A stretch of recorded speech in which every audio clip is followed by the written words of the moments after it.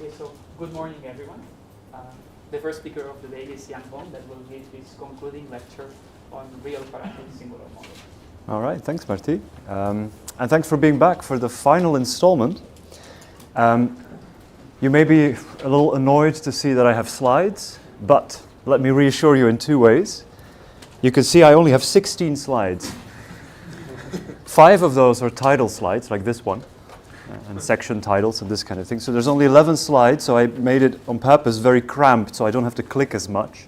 If at any point you would like to see something from the previous slide, just let me know.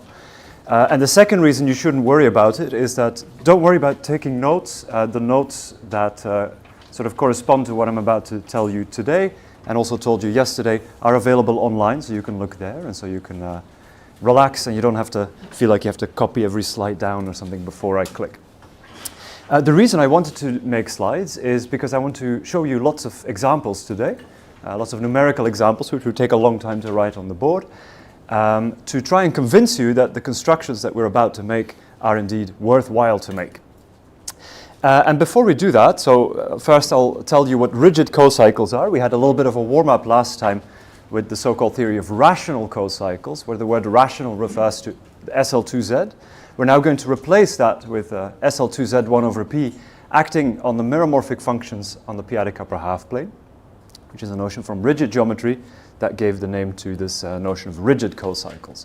Then I'll tell you a little bit about the factorizations of our RM singular moduli and also a little bit about analytic arguments we can make to prove some of these statements. Okay, but first a quick recap of what we saw last time. So last time we defined, as you recall, the Knop cocycle. And the Knop cocycle was this kind of strange object which was associated to a quadratic form, f, whose discriminant delta is positive. So it's an indefinite quadratic form. And as of, indeed. And there's also a choice of a base point, which was less important, we saw, because it only changed the cocycle up to a co-boundary. So the real important choice is the choice of a quadratic form. And once we have that, we defined this Knop B sub f to be the map from SL2Z to the rational functions given by this expression here. So here I'm summing over all quadratic forms in the SL2Z orbit of f. Yeah? So Q tilde f means Q is inside of f times SL2Z. And then I summed this function L of R of Q, which is 1 over Z minus RQ in brief. But I had to weigh every element of this sum by a sign. And the sign of the intersection, as you recalled, we picked our right hand, was the right-handed oriented intersection between the geodesic connecting the roots of my quadratic form Q, appearing in this sum, where I always orient this geodesic from the unstable to the stable root. So this is the one where you pick the plus sign in the quadratic formula. This is the one where you pick the minus sign. Yeah? Then for any 2 points in the upper half plane that don't lie on any of the translates of the geodesic, so generic points, let's say, you can form a hyperbolic geodesic from x to y, and then the sign is defined to be just the sign of intersection of these two geodesics. Okay? So we saw that that makes this sum into a finite sum, so this does actually give us a rational function, and what's more miraculous is that this defines a cocycle, and in particular we can consider its class in H1 SL2Z CZ, so-called rational cocycle. And we observe that, of course, by definition, it has simple poles only at real quadratic irrationalities, and the residues rather were always integers. In fact, they're always plus or minus 1. Okay? So that meant we could subject it to the same operations that we did in the very first lecture, namely, we could find a multiplicative lift for the logarithmic derivative map. So we can find lifts for this map inside of H1 SL2Z valued in CZ star, so now the multiplicative group of the function field in one variable. And then the second step is once we have such a multiplicative cocycle, we can meaningfully evaluate it at another indefinite form G, so at another Rm point, if you like, to think of its root instead of the form itself, simply by defining it to be the cocycle, multiplicative cocycle, evaluated at a generator of the stabilizer of this quadratic form, and then that gives you a function, and that function you evaluate at the root of that quadratic form. Okay? And so that turns out to be a well-defined quantity. If you change f in its SL2z orbit, or if you change g in its SL2z orbit, you get the same number. Yeah? Okay, so that's what we did last time.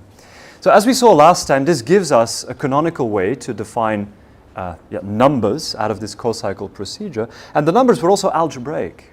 But they weren't algebraic for any particularly interesting reason, because they're just finite sums of elements in a biquadratic field. So of course that's still in the biquadratic field. So today what we'll do is we'll enrich this construction, and we'll enrich it p-adically by considering certain p-adic limits of it.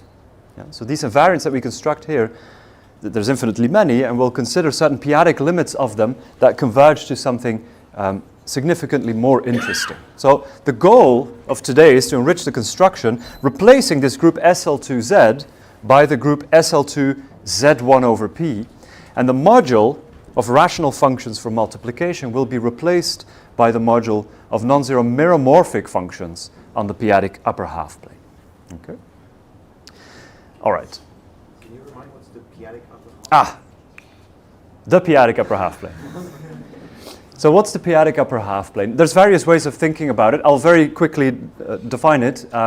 So what we do is, so we consider the projective line over QP. And what I'm going to be doing, and that's what this definition really says, is I'm going to take away, inside of P1QP, inside of P1CP, I'm going to take away open balls of radius P to the power minus n around all of the QP rational points.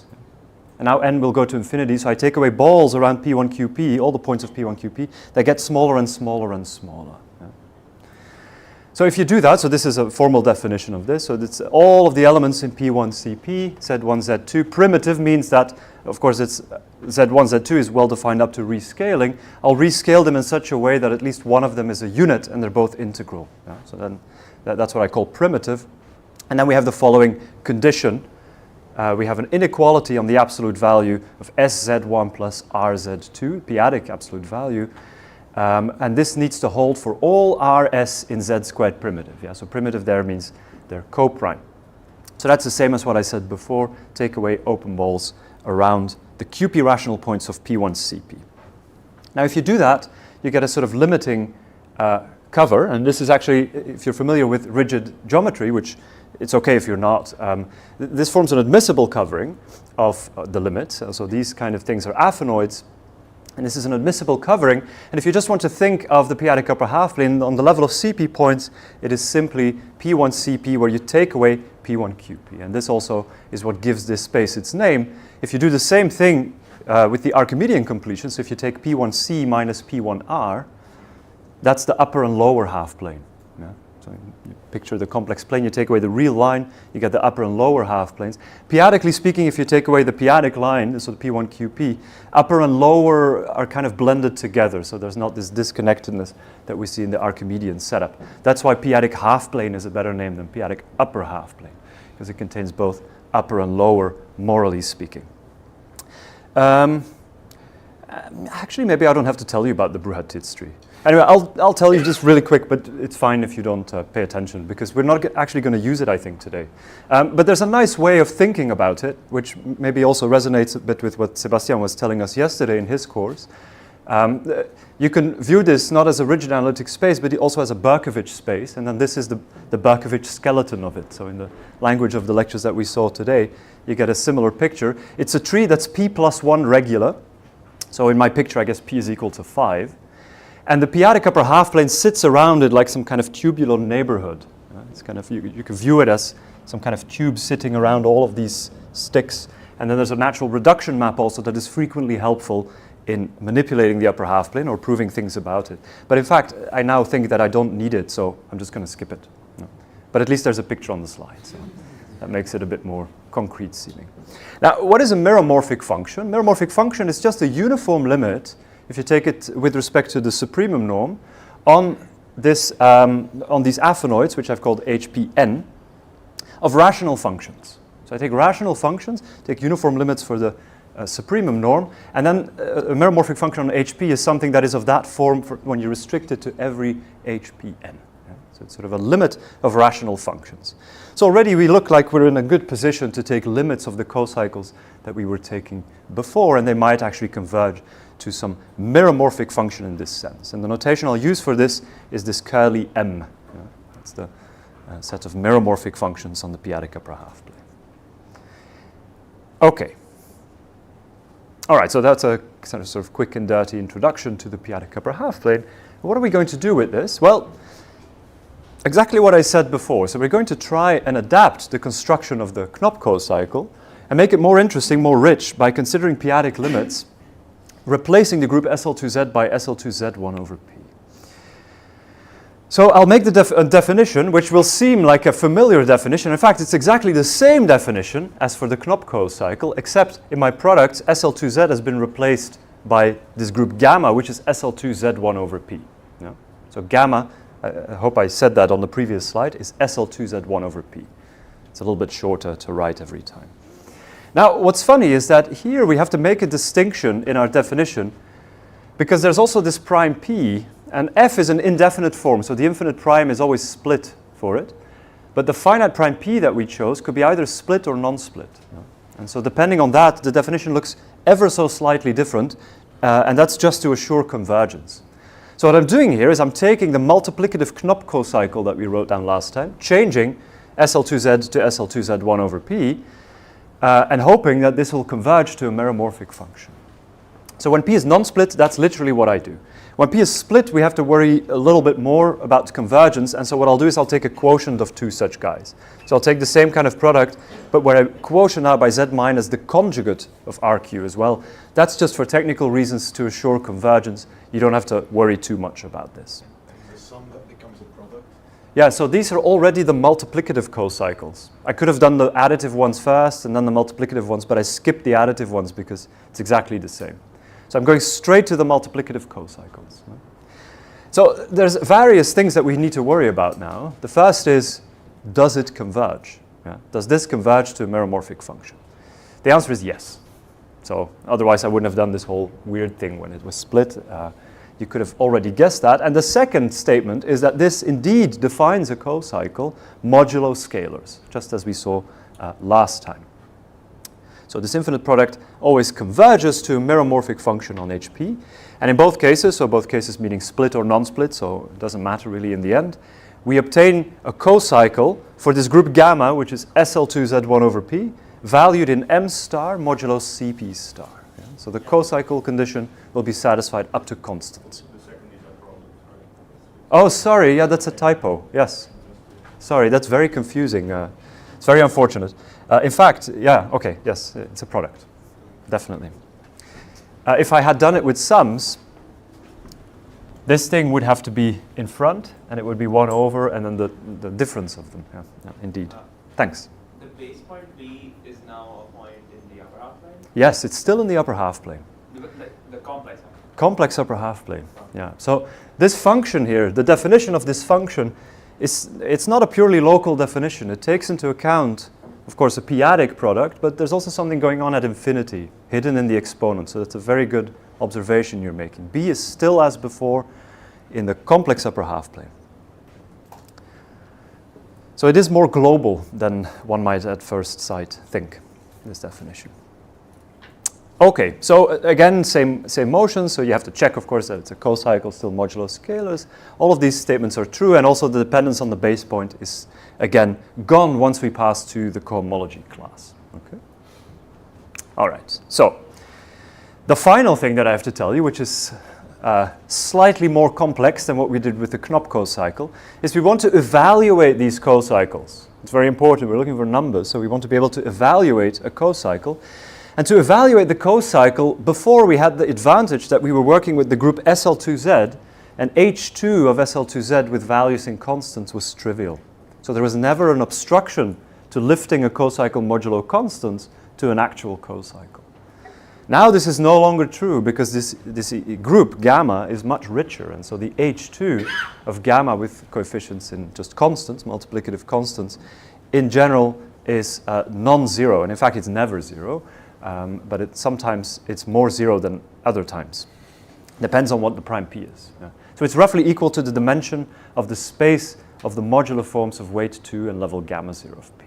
This comes out of a Meyer-Vietoris argument. So there is a lifting obstruction. We can't just lift this cocycle modulo scalars to a cocycle on the nose necessarily. And that would seem to be a problem because we're going to be evaluating it, and if we evaluate it, we would expect some number up to constant. But a number up to constant, that's not a very interesting notion. So this lifting abstraction is a bit of a pain. So what we do is the following. So to evaluate it at some indefinite form G, here it's important that G has the property that P is non-split, so that its roots, in other words, lie in the p-adic upper half plane. So that's already a condition on the forms that we can evaluate at, even though the forms that define the cocycle could be either case. The forms at which we evaluate must necessarily be non-split, so that the roots are indeed contained in HP. If the roots are in QP, then we're in trouble. What we're going to do now is we're going to observe that if I take the stabilizer in gamma, this bigger group of my indefinite form, it's still infinite cyclic. Yeah? And it's actually the same as if I take the stabilizer in some copy of SL2Z inside of SL2Z1 over P. So what we could do is, because we're interested at evaluating the cocycle at one of these automorphs, one of the generators of the stabilizers, I can restrict my cocycle that I have here to SL2Z. Then I know I can lift it to a cocycle for SL2Z without the scalar ambiguity, and that cocycle I evaluate as before. Okay, so there's a bit of a trick here using the observation that the stabilizer always lies in this group SL2Z, which has no H2. So we can just restrict to it and then evaluate in a meaningful way anyways. Okay? So this is my definition of evaluation of this multiplicative theta cocycle of f at a form G, and so I'll denote this by theta star P f comma G. So there's two arguments. F defines the cocycle, G defines the evaluation. And then there's also a prime P, which we didn't have before. Yeah? Question? So there's still a choice when you do the lift. The point is that you do the lift for the SL2Z, so you do the choice once. Yeah, so there isn't really a choice. So if I restrict, so first of all, this stabilizer will be essentially contained in a unique copy of SL2Z. If P is ramified, that's not really true, then there's two, but let's say do unramified case, so inert. If P is inert, there's a unique copy of SL2Z coming from the stabilizer of the vertex in the Broussard-Tits tree that reduces to. And so there's not really a choice involved here. And then when I restrict, the H2 is trivial, and then there's a choice of lift involved, but that choice of lift was also very innocent because that's in an H1 of SL2Z. So that's up to 12 roots of unity, always there. So if we either take the 12th power, then it's well defined, or we do something a little bit more refined than what I told you here, you can also get rid of this ambiguity. So there's no choices involved at all. Just F, G, and P. All the choices are now reflected in my notation. So the base point also is gone, right? It's not in the notation because it's all gone. So there's three parameters for these invariants. Two indefinite forms, or RM points if you like, and one prime P. Okay. All right, so rather abstract definitions, but reflects perfectly what we did last time with the Knop cocycle. It's just slightly more complex, or slightly less complex in the sense of that it's p-adic, but otherwise it's exactly the same. Now, of course, I have to convince you that this bizarre definition is worth making. And that's the difficult part. Well, it's not that difficult, hopefully. Are these values interesting? And I've built my whole lecture course as sort of RM singular moduli. Is it really true that they're in any way analogous to what you would get if you replace the indefinite forms by definite forms and you evaluate the J function at the two arguments and you take the difference? So the differences of singular moduli that we saw, so JRF minus JRG, when F and G are definite forms, which were studied by Gross and Zagier, have lots of properties. Is it really true that we see many of the same properties for these invariants that I just defined for you? Well, let's find out. Let's do some experiments. Luckily, these definitions, I mean, I had them on the slide, so they're infinite products. It's kind of a concrete thing, so you might hope to try and do some of these evaluations in practice.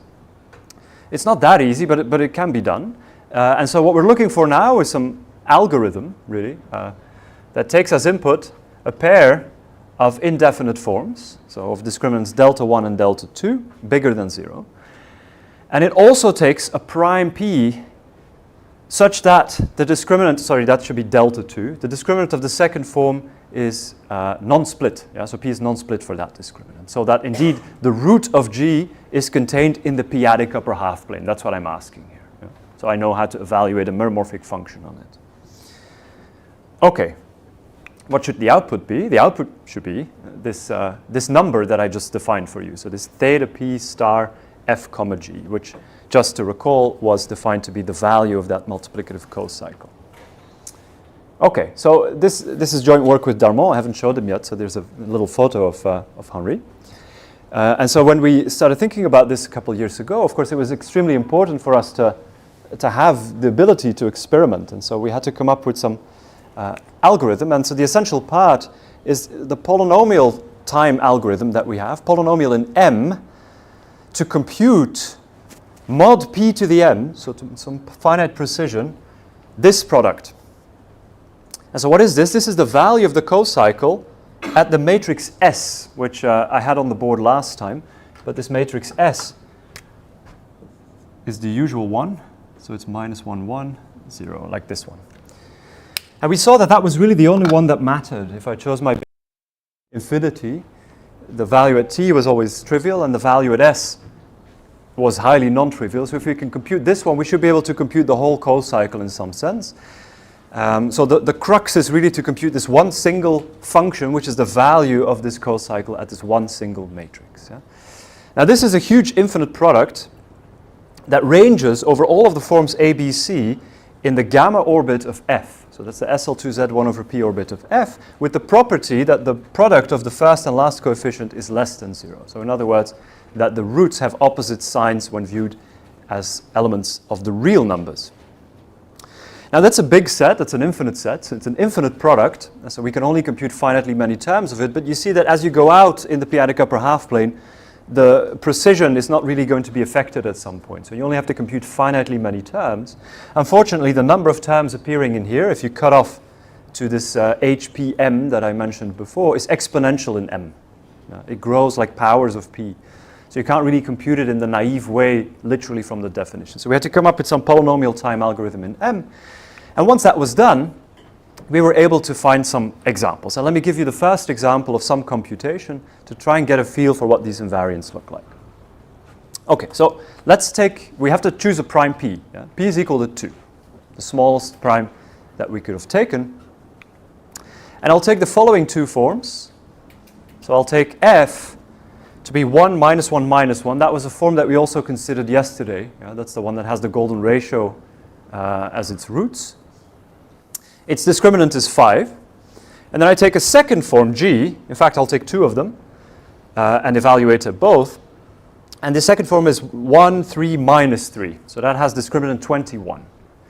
This other form, -1, 3, 3, is also of discriminant 21, and they're not SL2Z equivalent. Yeah, they're actually the representatives for the two, there's two SL2Z equivalence classes, and these are two representatives for it.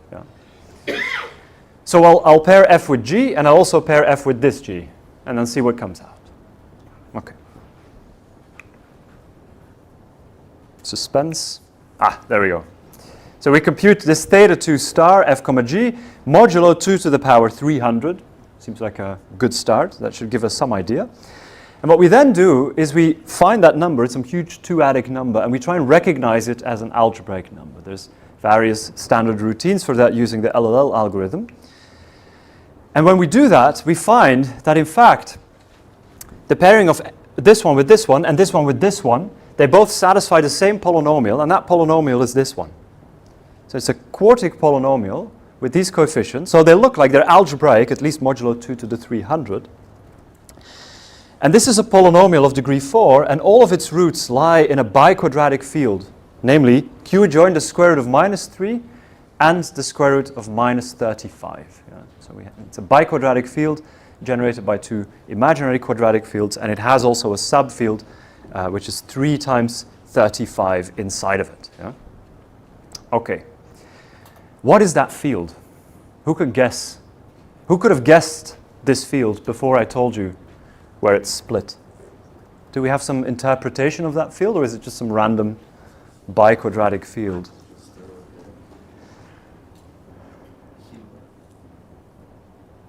Yeah, say again? The Hilbert class field? Yeah, so there's two Hilbert class fields going around, indeed. So you're definitely on the right track. There's a Hilbert class field of this guy, which is just q squared of 5. That's class number 1. And then there's a Hilbert class field of this guy, which you get from q adjoined the square root of 21 by adjoining the square root of minus 3 or the square root of minus 7. That's the same field that you get. Yeah. And so you see that this field here is contained actually in the compositum of the two narrow Hilbert class fields of q joint square root of 5 and q joint square root of 21. Yeah. So it's biquadratic, but it's actually a very specific one. So it's abelian over the compositum, etc. But okay, it's already abelian over q. It's a small example, so there's lots happening. But at least we live in a field where we might recognize that something Gros-Saguier-like is going on. So that's where we would expect the difference of singular moduli to lie, in the compositum of the two Hilbert class fields. Okay, well, that's just... So it's not quite the Hilbert class field of q squared of 105. It's a bit smaller. No, I think this one also is, yeah, if that was your answer before, I think that's also true. This is also the Hilbert class field of that field. But I prefer to phrase it as saying that this field, or these roots, in other words, if you view them, if you join them to the compositum of q squared of 5 and q squared of 21, then you obtain the compositum of the two Hilbert class fields. Both statements are true, but the one I said is the one that will generalize, yeah, because otherwise we have to explain where 105 comes from now. Okay, so algebraic.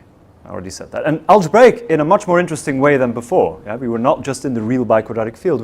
We've generated some new extensions using input of these two real quadratic fields. We found output in these algebraic extensions that are significantly more interesting. And so this is what I said before. So the Hilbert class fields of these two fields, K1 and K2, are H1, which is just K1 itself, and H2, which is this field that I already told you. So that's an encouraging sign, to say the least. Okay, but that's just one small example. We need to investigate this a little bit further. And if we want to be really convinced that we're dealing with differences of singular moduli, let's go back and recap very quickly what we said about the work of Gros and Saguier. So I showed you this letter on Monday with all the tables of the singular moduli. I'll just highlight one entry of the table again, just so that we refresh our memory as to what was going on. So one of the examples discussed here in this letter is the difference of singular moduli between 7 and 163. That's this entry here in the table of Saguier's letter. If I compute these two J invariants of the CM points this time, not RM points, then they're both very smooth numbers. I factorized them here for you. This is the first one, this is the second one. And if I subtract them, I still have a very smooth number, only very small prime factors relative to the size of this integer. It's this one. Yeah? That's the entry appearing in this table here. Okay? And so more precisely than just saying they're small prime factors, we can say a lot more about them. So Saguier actually tabulates the prime factorizations of all positive integers nx that have this form. So this is the product of the two discriminants that are relevant to this number, namely -7 and -163.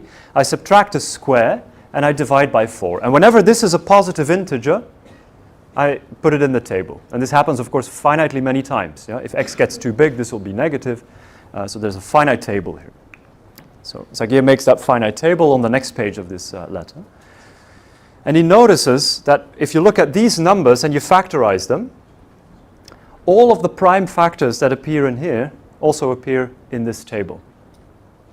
And in fact, he does something way more precise, but I'll stick with that observation now. Yeah? So 283, for instance, appears here just by itself. Yeah? 229 appears here also just by itself. 103, similar story. It's there. And you will find all of the other ones if you look a little bit on. Okay, so we see that all the primes that are allowed to divide a difference of singular moduli must divide one of these numbers. That's his first observation that he makes in the letter.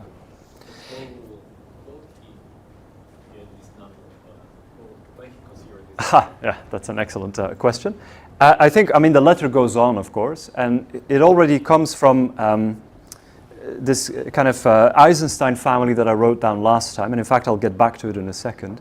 If you restrict that to the diagonal, you do this first order derivative business, the Fourier coefficients are indexed by elements of the inverse different, whose norm is this. And because they're totally positive elements of the inverse different, nx must be positive. So these are the norms of the elements that index the Fourier coefficients of that automorphic object. So that gives you one clue. Yeah. Right. So all the prime divisors, they don't just divide this; they must also be non-split with respect to both discriminants. And of course, if they're non-split with respect to both discriminants, they're split with respect to the product of them, which is just as good because they have to divide nx. So they're not random prime factors that appear. There seems to be an extreme amount of regularity in their behavior. And that's what I want to explore a little bit further. So as we saw, Zagier in the letter conjectures some explicit formula for the ORD Q of the norm of the difference of singular moduli as a character sum. So he gives some explicit character sum that should give this ORD Q. And then he actually proves this conjecture in the same letter. So I don't think it was a conjecture, it was already a theorem when he stated it, using this real analytic Eisenstein family of Hecke that I had on the board in the second talk. So I'll get back to it later. I won't say too much about it just now. So it's a real analytic family of Hilbert modular forms over this real quadratic field that you obtain from Q by joining the square root of the product of the two negative discriminants. So here's a little picture of Don Zagier, I think at the time, or around the time when the letter was written. Now, one thing that we must point out is that in his proof, he does not use any CM theory. So he never used that the singular moduli were algebraic in his whole proof. He just used this kind of purely automorphic argument to demonstrate this expression for ORD Q is indeed correct. And then he writes to Gross and he challenges him to find also an algebraic proof that does use CM theory. And Gross does that in a return letter. And the way he interprets this question, as we also pointed out in the second lecture, is for any Q that occurs in the factorization of this number, we must note that the J functions, mod Q, become the same. Yeah? So that means that the elliptic curves, the CM elliptic curves that you get by reducing the CM elliptic curve associated to tau 1 and the one associated to tau 2 are isomorphic mod Q. And because the reduction map gives you an injection on endomorphism rings, that means that both O delta 1, so the quadratic order of discriminant delta 1, and the quadratic order of discriminant delta 2 must both fit inside of the endomorphism ring of the reduced elliptic curve, and therefore it must be supersingular, and this endomorphism ring must be a maximal order in the quaternion algebra ramified at infinity and Q. Yeah. So that's his first observation. So we've now reduced sort of the problem of finding this ORD Q to a problem about embeddings of these quadratic orders in a maximal order in a quaternion algebra. And that's precisely what Gross then counts. He counts the intersection multiplicity, so this ORD Q is also equal to, when you range over all of the embeddings that you could possibly take, where you quotient out by conjugation by an element of norm 1 in this maximal order, you conjugate one of the two orders, that's the same as kind of ranging over all of the orders up to simultaneous conjugation. Yeah. You can conjugate 1 into 1, and then you get this kind of expression. And so what he does is he counts really for all pairs of embeddings like that, how congruent their images are mod Q. That's what this MQ is. Yeah. So this MQ is really, so it's the sum of this intersection number, which just measures whether they land in the same maximal order or not. And then if they do, it measures how congruent the images are. Yeah. So MQ is the largest integer, so that the images of my two embeddings, alpha 1 and alpha 2, coincide modulo Q to that power minus 1. So that's the first translation that he makes. So in other words, he's now facing the task of this ORD Q. He's now made it equal to this kind of finite sum of embeddings into a quaternion algebra, and he just has to count how congruent the images are. And that's the problem he solves. So it's a purely algebraic problem at this point. And so you see that there's a big discrepancy between how the two prove this kind of same theorem about the ORD Q, one using CM theory very heavily, the other not at all. So now let's go back after this, our mind is again refreshed and we remember what was going on in Gross and Zagier. Let's go back to our setup of positive discriminants delta 1 and delta 2 and see if we can observe anything similar to this. Okay. So now we go back to our algorithms. Let's do another example. I chose p is 2 earlier, so let's choose p is 3 now. And let's choose the following two quadratic forms. Same one, discriminant 5 with the golden ratio. And then the second quadratic form, I will take this one, which has discriminant 44. Okay, so the prime p is 3. That's inert with respect to both, so we're in a good situation to compute our invariant. So now we find that the 3-adic invariant associated to f and g, mod 3 to the 200, is a root of the following polynomial. So that's a degree 8 polynomial that the algorithm returns. And so we can again look at the splitting field of this polynomial, and the splitting field is now a triquadratic field that contains the square root of 5, it contains the square root of 11, and the square root of -1. And indeed, lo and behold, this thing, if you adjoin these elements to the compositum of these two fields, you get again the compositum of the two narrow Hilbert class fields. So it's exactly what we would hope. Is there anything else you observe about this polynomial? Yes, it's reciprocal. Meaning this coefficient is this coefficient, this coefficient is this coefficient, and this coefficient is itself. So that's very nice. So this means if x is a root, 1 over x is also a root. That's already something to keep in the back of your mind. It's very different from what we saw in the complex case, the CM case. In the CM case, we also got an algebraic integer. Here we get something that's reciprocal, so it's not quite an algebraic integer. And the reason, as I'll explain in a couple of slides, is that complex conjugation plays a fundamentally different role in RM theory than it does in CM theory, unsurprisingly. But complex conjugation lies in... anyway, I'll tell you later. I'll tell you later why this is true. Good observation, but keep it in mind. Now, I was talking about factorization, so before I tell you about complex conjugation. What about the factorizations? Well, the factorization of the roots in here, in this field, will be concentrated at primes that lie above the prime divisors of the constant term. That's the only place where the Newton polygon will be trivial. So I have to look at that constant term and factorize it. So if I factor it, I get 13 squared times 17 squared. Okay, so that's already quite remarkable. What about 13 and 17? Well, let's do the same thing Zagier did. Let's tabulate all the positive integers of the form delta 1, delta 2 minus x squared divided by 4. And observe that again, 13 and 17 appear in this table. So that's good. They don't just appear in this table, there's something additional that happens. Gros and Zagier didn't have a prime. Their prime was always infinity. But we have also a choice of prime. We can choose 2, we can choose 3, etc. We chose 3 here. And notice also that 13 divides this number, but so does 3, our special prime. 17 divides this number, and so does 3, our special prime. So it seems that we have to adjust maybe a little bit where we would search. We'd have to look at all of these numbers nx, only the ones that are also divisible by p. So in other words, nx maybe should have been defined as delta 1, delta 2 minus x squared divided by 4p. And that's exactly what's going to happen. Okay, so that's already, again, quite encouraging.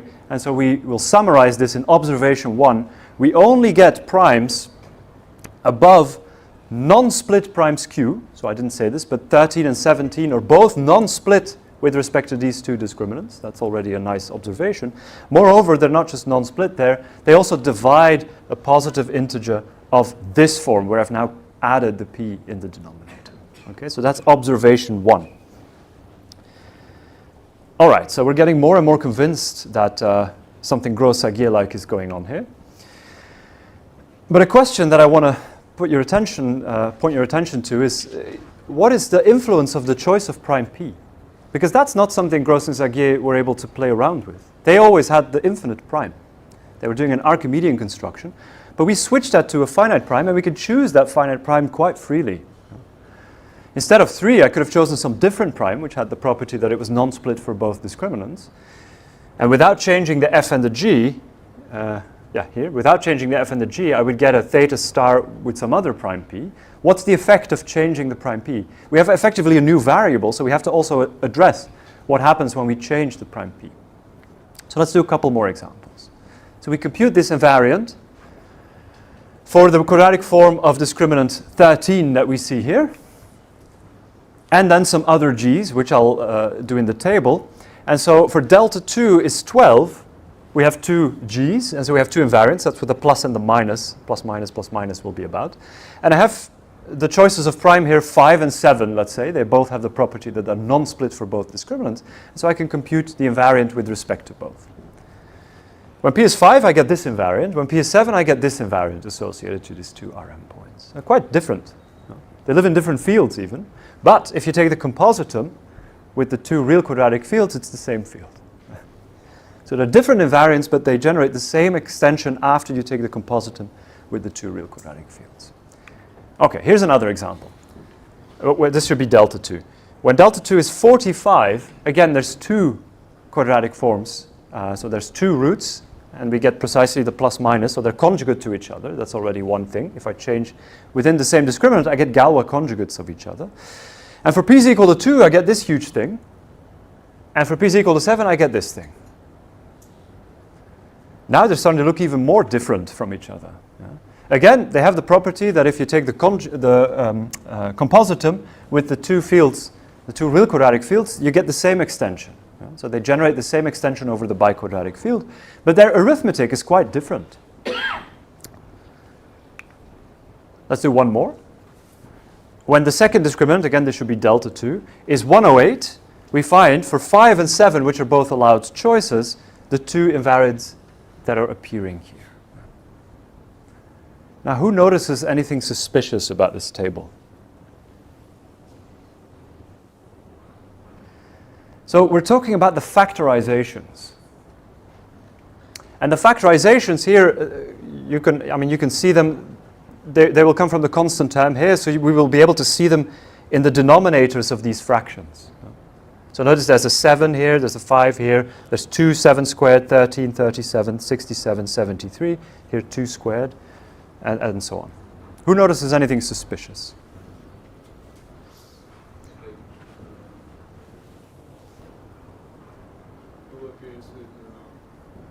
Yeah? Sounds good, but finish the sentence.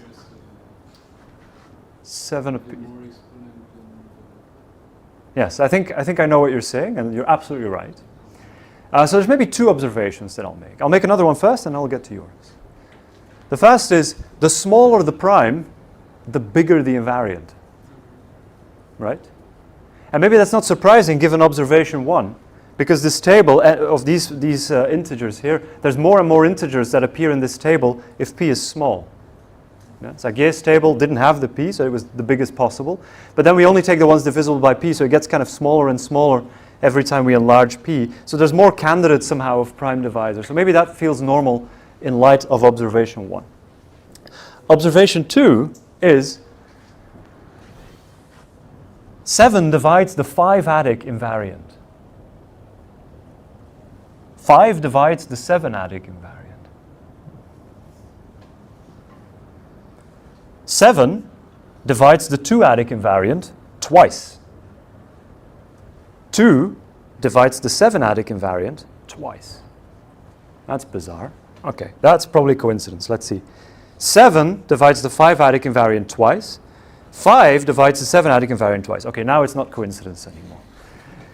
It looks like we might make observation 2. There appears to be a relation between the ORed P of the Q-adic invariant and the ORed Q of the P-adic invariant. Yeah. And that's not something that would have appeared in Gross and Zagiers' setup because they were stuck with just the 1 prime. So this extra flexibility reveals this kind of additional phenomenon that would be hard to spot in the Archimedean setup. So we have these two observations. Okay, so of course this is not that much to go on. Oh, I have to speed up a little bit, I think. But we had like hundreds of pages of computations, and so we had lots more data than I'm showing you now. And let me tell you what the conjectures are that came out of this. So the first, also already motivated by many things that we saw before, is the conjecture of Shimura reciprocity. Now, for this conjecture and the next one, I'm going to make an assumption. I'm going to make it very clearly because I want to return to it later. The assumption is p minus 1 divides 12. Yeah. And you'll say, well, come on. I want something for general p. But p minus 1 divides 12, I'll remind you, is already 5 times as good as Gross and Zagiers' restriction. We have just 1 prime to work with. Yeah? So we have 5 primes to work with. and I'll tell you later what happens for general primes. But for now, let me just assume this. So equivalently, P is 2, 3, 5, 7, or 13, which is the same as x naught of P having genus 0. So here's a diagram that was sort of in the background of all of these calculations. We had our two quadratic forms, which gave us K1 and K2 real quadratic fields, and then a compositum, which is a real biquadratic field L over Q. Now both of these also have a narrow Hilbert class field, which I'll call H1 and H2, where by class field theory the Galois groups are given by the class groups, the narrow class groups of these orders. And then I have finally their compositum H1, H2. So that's where all of the invariants seem to land in all of our experiments, in the compositum of these two, just as you would expect for differences of singular moduli, because j tau 1 is in here and j tau 2 is in there, so the difference is in the compositum. Okay, so just a name for all of these objects. I think I've said all of these things.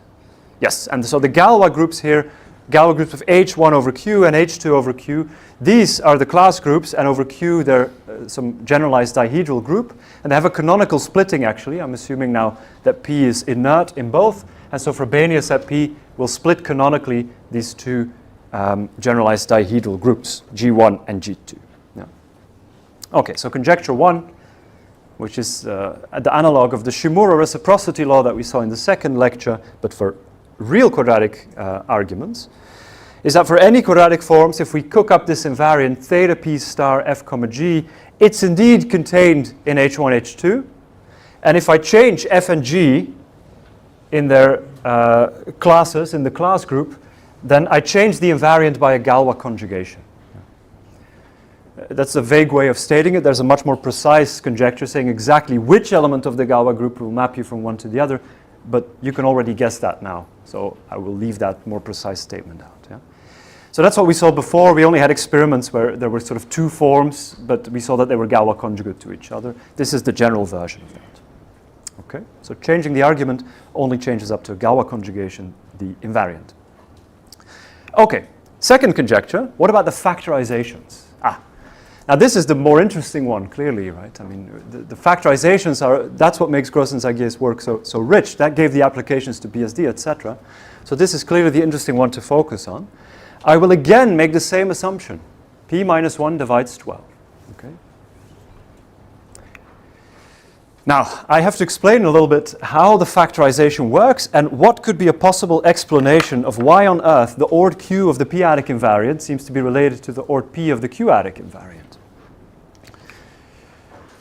And for that, I have to tell you what both should, according to our conjecture, be equal to.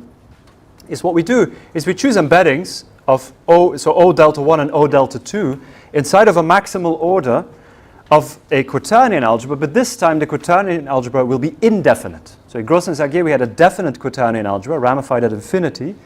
Infinity has been replaced by P for us, and so we get an indefinite quaternion algebra ramified at P, our special prime, and Q, our variable prime. Yeah? Okay.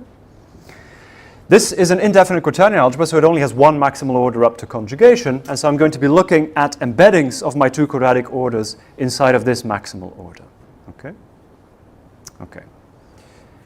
So, so the conjugacy classes, which I denote by square brackets, by elements of norm 1 in this quaternion algebra. So if this was the split quaternion algebra M2Q, this would just be SL2Z.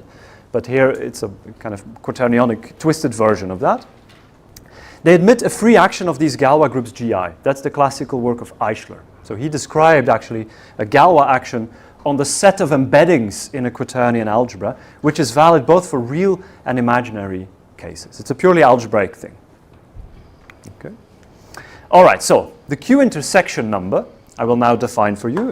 And to make it a bit more digestible, I draw a picture. Should I use this board or this board? This board is better? Okay. Okay. Okay. So I'll draw the usual upper half plane. Can you see this? No, right? Okay. I can turn it, yeah, exactly. I'll do this maybe. Okay, so I'll draw the usual upper half plane. And what I'm doing is I have my quaternion algebra, BPQ, and I can split it at infinity. Yeah? So BPQ And because it's indefinite, it'll be isomorphic to M2R. Yeah? Okay. I choose such a splitting once and for all. So now I know how to take elements of my quaternion algebra and act on the upper half plane by linear fractional transformations after I chose this splitting. Okay. So now what I can do is I can take the maximal order elements of norm 1, multiplicative group, and take the quotient. It should be on the left, really. Take the quotient of the upper half plane by this action. And what I get is a quotient that's usually called a Shimura curve.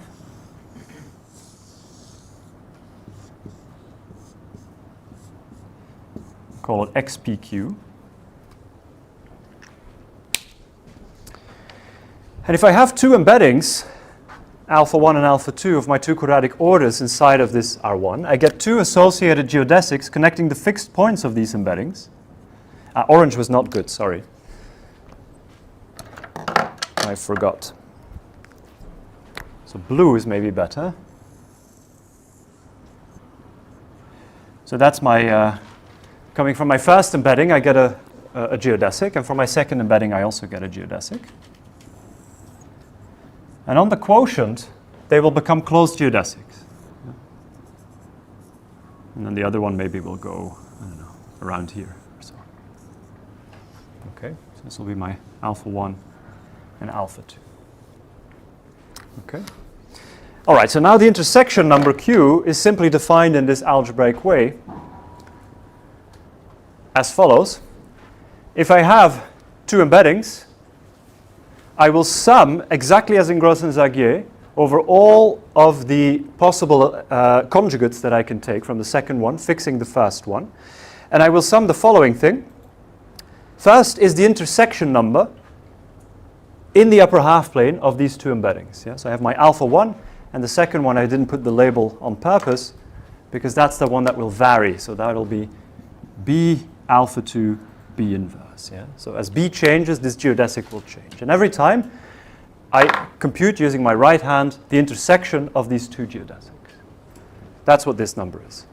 Then I weigh that by MQ, where MQ again is the largest power, such that the images of these two embeddings agree modulo Q to that power. So just like in Gross-and-Zagier. So I give the same kind of expression as before. Now, but in Gross-and-Zagier, this wasn't there. This was just measuring if they were in the same maximal order or not. Here we have to do this, otherwise it would be an infinite sum, because this R1 star is a big infinite group, whereas in a definite quaternion algebra is a finite group. But this topological condition, again, makes this into a finite sum. And this is sort of a weighted version of the intersection product of these classes in the quotient. So if I take the homological intersection product of these two, I will get more or less this. Yeah. Except for the Q weighting, sometimes it's slightly different. Yeah. And this is the explanation for what we observed before, given by the following conjecture.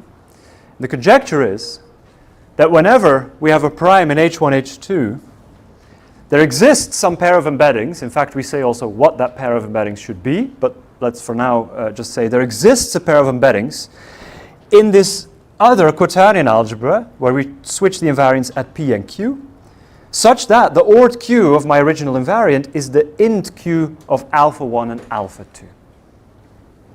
No? Q is the same Q. Q is the same Q, but Q can vary. So P is fixed. My invariant depends only on P, but now I want to know the p-adic valuation of it. So I'm going to vary Q over all of the possibilities, and every time there will be a pair of embeddings of my fixed orders into some different quaternion algebra, such that this intersection in homology gives me the ORT Q of this p-adic invariant. Okay. Sorry, in the sum, MQ is constant. Did you put it outside? No, I didn't. So I didn't put it on the slide, but it's the same as I had on the slide a couple slides ago for gross. So MQ is the largest integer, so that the images of alpha 1 and this conjugate embedding agree modulo Q to that power. That's what MQ is. And you see, this explains why the ORT Q of the p-adic invariant and the ORT P of the q-adic invariant seem to have something to do with each other. Because in the end, I'm taking the intersection of two cycles on XPQ, which doesn't care which one is P and which one is Q. It's kind of symmetric in the two. So this symmetry is usually there, except this Q weighting sometimes makes it off, but it didn't make it off in all of the examples that we saw. Nonetheless, it was very important for us to kind of come up with this conjecture. Okay. All right, so if you think about it, this is exactly the same as what Gros and Zagier prove, where you switch infinity and P. It's the same recipe. It's the same kind of expressions. Okay, there's also a topological intersection product coming in that they didn't see, but nonetheless, it's more or less the same kind of formula, exactly the same as what they saw. So it seems justified to call these differences of singular moduli in the p-adic sense, at least after all of the extra data that we also have, to back up this claim. Okay, I'm almost out of time, so I have to choose, and in fact, instead of me choosing, maybe you can choose. Either I tell you what happens when I don't make the assumption p minus 1 divides 12. So what happens for general primes p, I can tell you that.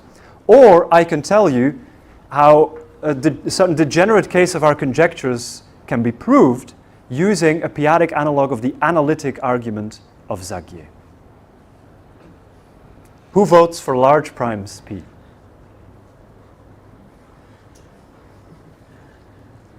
Okay. Who votes for Zagier? Oof. Okay, sorry. Large primers, I'm very happy to tell you about it in the break. There's two options for large primes. There's a lifting obstruction that's responsible for it. Either you kill the lifting obstruction, or you learn to love the lifting obstruction. That's the brief summary of it. So in fact, so in some sense when they're not, so if for larger primes p, it's much more rich, and that there's a lifting obstruction in general that is responsible for the conjectures not to be true on the nose. But the lifting obstruction itself is of tremendous arithmetic importance, and the lifting obstruction in some sense is incarnated by a set of conjecturally global points on the Jacobian of x naught of p, which are the so-called Stark-Heegner points. So the Stark-Heegner points show up here as lifting obstructions of our cocycle. But you lost, so I'm going to go to the analytic argument to finish off. So to give additional evidence besides data, it's also good to prove some theorems, even in special cases or something that also can help convince, of course, that the general conjectures should be true. And just to remind you, the work of Gros and Zagier in the second lecture that I gave had this setup of q tau 1, q tau 2, both imaginary quadratic in their case. And they considered this sort of crazy Hilbert-Eisenstein series, which I wrote on the board. It's not so important anymore what it is, but we discussed it in the second lecture. And so just to remind you, what they do is they compute the Fourier expansion of this family subjected to three different operations. The first is they take the diagonal restriction, which happens to vanish at s is equal to 0. In fact, this whole thing vanishes at s is equal to 0. The second is that they take the first order derivative with respect to the variable s. And the third is that they take a holomorphic projection. And in the end, they land inside of the space of weight two holomorphic modular forms for SL2Z, which is a trivial space, and therefore the form that they cooked up in this incredibly complicated way is just the zero form. No? But that's not bad news, because they follow through all of these steps and they get explicit expressions for the Fourier coefficients. And the first Fourier coefficient in particular is of the form, it has two contributions, namely the log of the norm of the difference of singular moduli and the sum of these intersection multiplicities times log q. And because that's equal to 0, that gives them the theorem. That was the mechanism that we saw in the second lecture. Okay, so let's see if we can do anything with this kind of argument. Given that we don't have RM theory, there's no RM elliptic curves to rely on, we're sort of forced to look more at the analytic arguments. And so we might hope to prove some of these RM observations. And what I'll do is I'll tell you a little bit about how that proof goes, at least when f is degenerate. So when f is not just some random indefinite form, but it's actually this one, so 0, 1, 0, meaning it has discriminant 1 and its roots are just infinity and 0.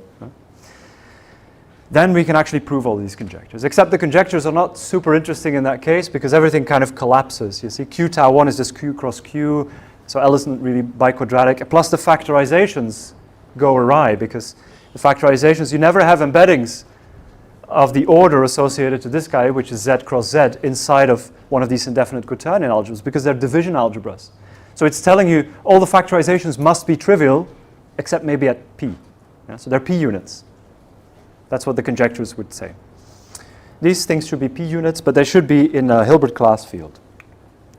And the proof relies on a study of the weight 1, 1 modular form over a real quadratic k associated to an odd unramified character psi. So I guess here k will actually be associated to g. Yeah? So it'll be a real quadratic field. Psi will be some character. I take a general character. As long as it's odd and unramified, I'm good. And then I get an Eisenstein series which has this expression. So it has level gamma 0 of p, and p will be inert in k. Okay? So it's an explicit Fourier expansion of this specialization. Yeah?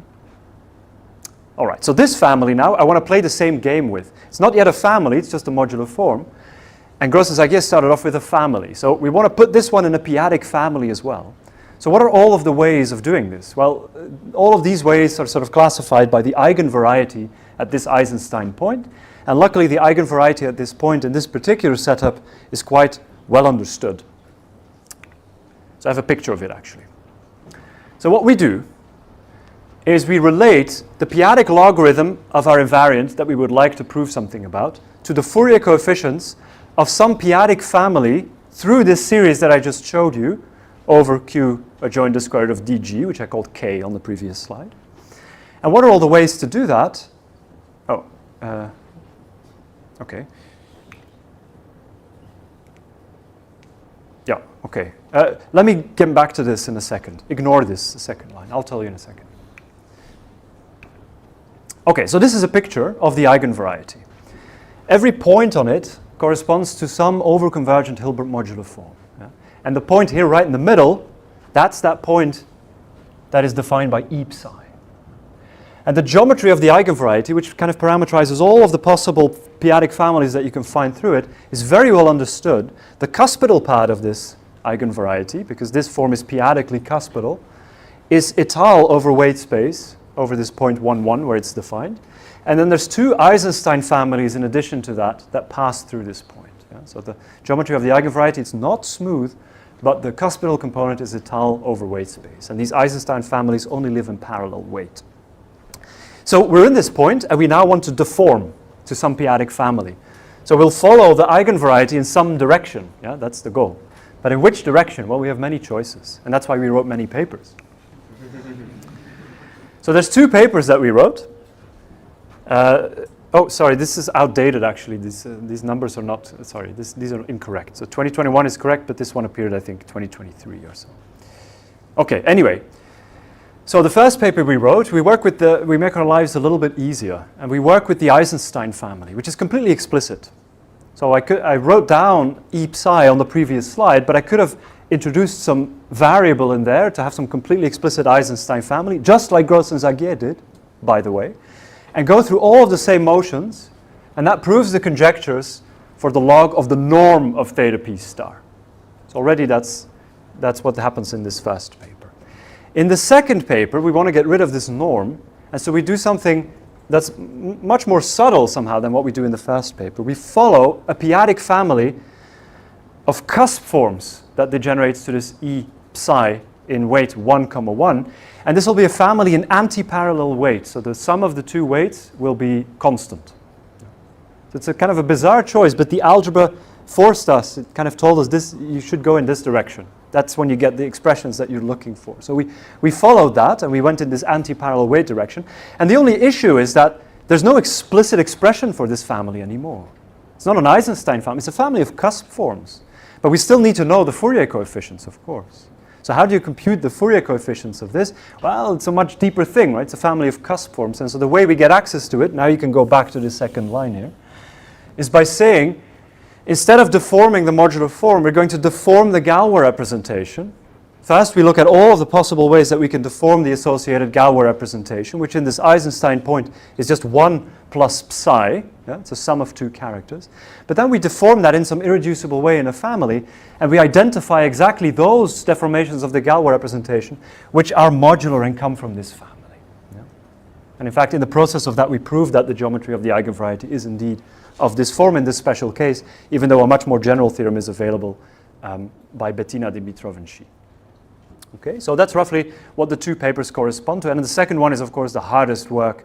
And it also gives us the biggest return because the norm, the p-adic norm, is gone from this. So we really get the log of our invariance, satisfying all of the conjectures that we stated, except those conjectures are much more poor than the general conjectures we stated.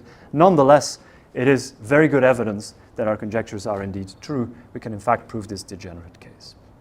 So one last comment that I'll make is that, in fact, this proof of making this kind of anti-parallel weight cuspidal family explicit can also be turned into an algorithm for computing those invariants. And in fact, not just those invariants, they're gross Stark units, but also Stark-Heegner points in one go. And that's precisely what my student Håvard did, who just graduated. So he turned these kind of proofs into an algorithm, and it gives a very effective way also for computing these numbers very fast. So here's a little example. If K is this real quadratic field, it has class number 4, and in fact the class group is cyclic of order 4. If you take P equal to 19, that's indeed inert in K. And so we can compute this 19-adic invariant associated to the degenerate form and G, and it satisfies this polynomial. And of course 361 is 19 squared, so the factorization indeed is focused just at 19. There's no other primes dividing it. And it generates the narrow Hilbert class field over K. Yeah? So this is kind of a toy case and a very efficient way of computing this that's somewhat orthogonal to the spectacular work of Dasgupta and Kagde, which does this for totally real fields. So this degenerate case already gives us a very nice picture. Okay, with that said, I think my time is up, but I hope, oh yeah, it's definitely up. But I hope it's clear in this story that this is really just the beginning in some sense. So there's much more to explore, and there's many setups somehow that have seen conjectural generalizations of these kinds of constructions, including by some people here in the audience. So in many ways, there's still many things left to be explored, and I hope that the fact that I only had 16 slides will soon be a thing of the past, and through all of your joint efforts, I will soon have 100 slides of progress to report on. But with that said, I think I'll stop, and sorry for going so over time today.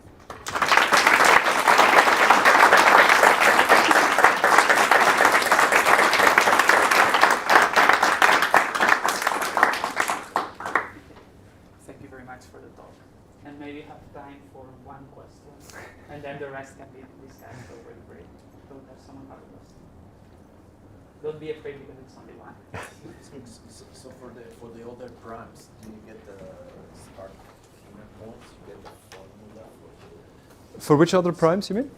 Well, you say the other primes, you get the Stark-Heegner points. Ah, yes, the large primes, yes. Do you get a formula for the heights? No, you don't get a formula for the heights. You do get an analytic expression for them, in some sense. So you get a way to compute through this notion of rigid cocycles explicit examples of Stark-Heegner points. And in fact, that's also explored in this work of Håvard that I mentioned right at the end. So, no. So in fact, I mean, I think it's quite difficult to give expressions for the heights of these points without knowing that they're global, right? Because that requires... Conjecturally, not... Conjecturally, yes. So conjecturally, absolutely. And I think the invariance that we define here, as I hope was sort of clear from the way I set it up, and the analogies with Gros and Zagier, should really be thought of as the contribution at P, so the analytic part, the analytic contribution to the global height of two Stark-Heegner points.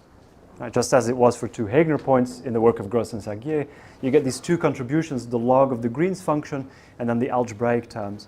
For us, we get the log of this rigid cocycle plus the algebraic term. So it's very suggestive somehow that there should be clearly a geometric way of thinking about them. But as of today, this is open. Yeah. Do you want to answer first? Actually, I had two questions. Oof. Maybe I can let you decide. Touche, yeah. What was the deeper reason for all of these polynomials? Every polynomial you showed up, that showed up in your slides was a reason. Yes. That's the first one. Yeah, that's a good Second question. one, the difference between p minus 1 divided 12 and the other cases, is it some way related to the amount of supersingular curves, like in Rosavier, or Yeah, I mean, yes. Yes, it's definitely related to it. Yeah. so there's an abstraction? But just by the virtue of the number of supersingular curves is roughly the genus of the modular curve plus 1. Well, in fact, it's exactly the genus of the modular curve x naught of p plus 1. So genus 0 means there's only one supersingular invariant. Yes, absolutely. So that's the second question. Your first question, the explanation is here. And the explanation is that complex conjugation for an imaginary quadratic field acts non-trivially here. But for a real quadratic field, complex conjugation sits inside of this group. So what it does is complex conjugation is going to act by some specific element by changing the argument g to another one. And in fact, the more precise version than the one I stated here, which tells you which Galois element exactly acts, will tell you that this Galois element will correspond to the one where you switch the sign of the geodesic. And so that will switch all of the intersections from a positive to a negative one, and that will change the invariant from A to 1 over A. So the complex conjugate of this theta p star is 1 over theta p star. And because they're Galois conjugates, that means that all of the polynomials must be reciprocal. That's the reason. So let's thank the speaker.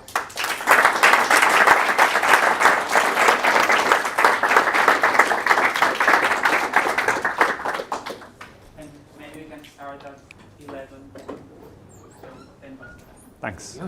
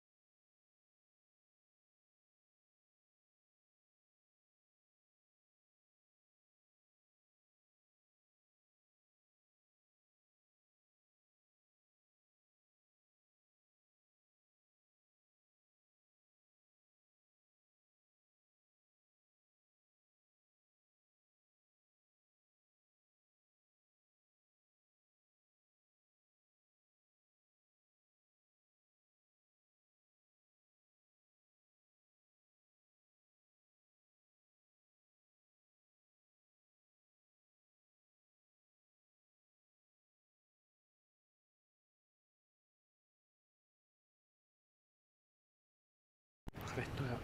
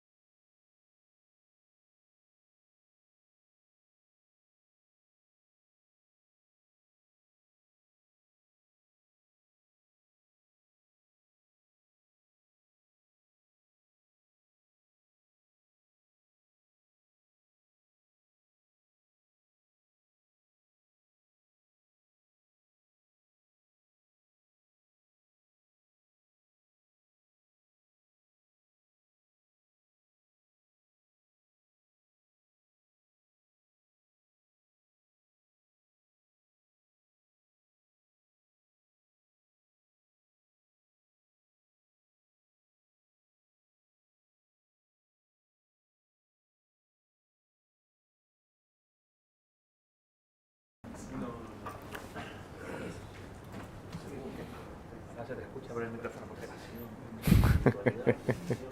No, Just in case. De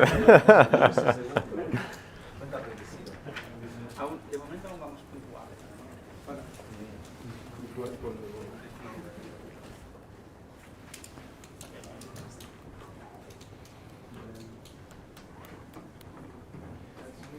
Okay, so hello again. And now we have Juan Esteban Rodríguez Camargo that will finish his main course on condensed mathematics. Okay, well, thank you very much for being in this last talk of this mini course. So, yesterday,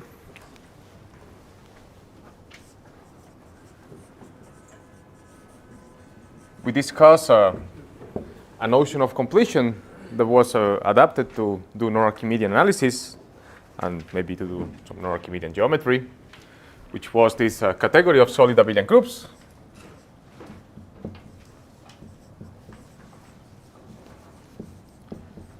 And this one is not longer working very well. And this category we saw that was a very nice abelian category, stable under extensions, limits, colimits, kernels, blah, blah. And moreover that there was some completion functor here going this way. We call it the solidification functor. And moreover that this completion functor will translate the natural tensor product that we had in here into a completed tensor product that we have in the solid abelian group. So for example, we saw that when we take the solid tensor product, this was mentioned, of these two guys, we actually get you the product of copies of set. We also saw that this category, they kill the real numbers, and in particular, going to kill every Archimedean analysis that you can expect to have in condensed abelian groups. But that's okay. This is how this category was designed. So the idea of today is to talk a little bit more about more generalities about this theory of condensed mathematics, maybe mention very rough terms what are some in-progress applications and some potential applications in different aspects of arithmetic geometry and algebraic geometry. But in order to do that, we need to upgrade at least this definition of solid abelian groups into something that is, how to say this, which are going to be the building blocks of this theory of analytic geometry of Clausen and Scholze. So for that, I would like to discuss a little bit in very quickly this notion of analytic rings.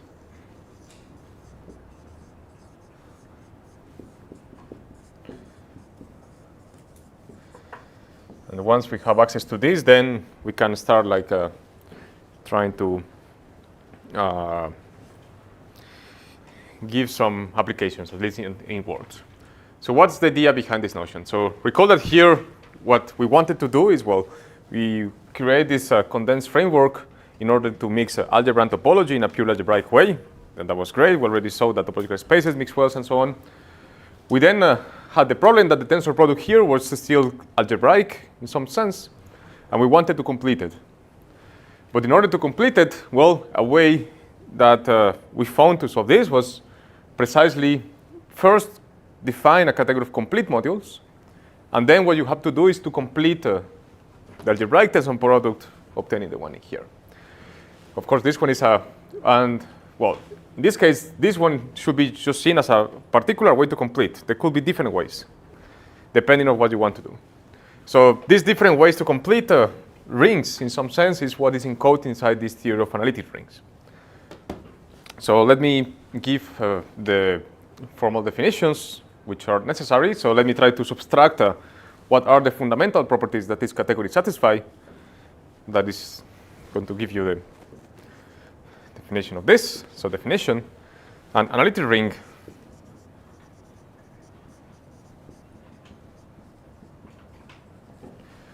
is a pair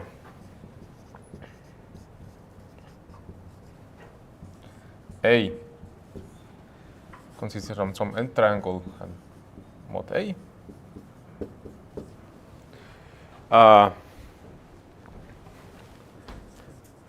Where A triangle is a condensed ring.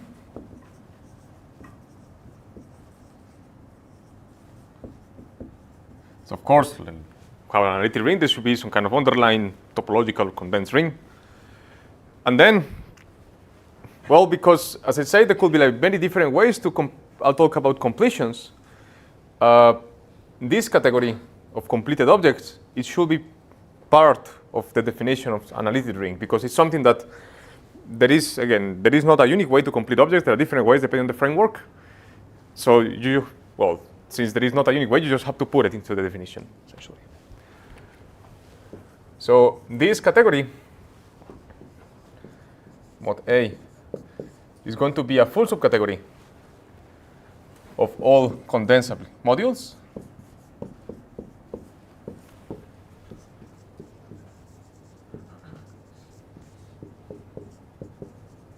That again, this is just an abelian category because we are just working in a ring in a site, and you can always make sense of just modules over sheaves on a ring in the site. So this is, again, the right-hand side is something that is classical. So it's going to be a full subcategory that we think about this full subcategory to be a subcategory of complete modules. So there's going to be a category of complete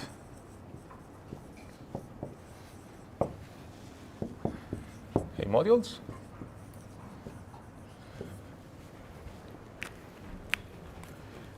Satisfying some properties. There cannot be something random here.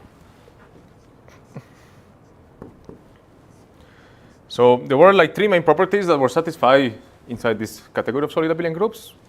One of them is that this one, well, we wanted this to be an abelian category. So a way to rephrase, and like this map to be compatible with taking kernels and co-kernels and so on. So this is the first condition we put. So this thing, it's stable under limits, co-limits, and extensions inside condensed abelian groups. So in particular, this is going to guarantee that this is an abelian category, which is, okay, at least the minimal that we are expected to have. There was a second property that I think I mentioned yesterday. It is, well, whenever we have a condensed abelian groups, recall that we have some tensor products, and tensor product has a right adjoint, which is an internal home space. And we saw that this solid abelian group, somehow they had the same internal home space as the one in the right-hand side. Basically, this reflects the fact that this functor is going to be a symmetric monoidal, goes to preserve the tensor product. So basically, we want these two to have compatible ohm spaces. And this is also a requirement that we are going to ask in here. And again, this is going to guarantee that this map is going to preserve tensor products. So this is important for this thing. So you can rephrase this in the following way. For something that is not completed and something that is completed,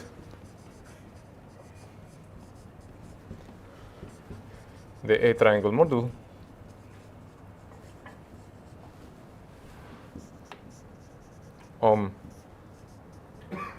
from n to n is also completed.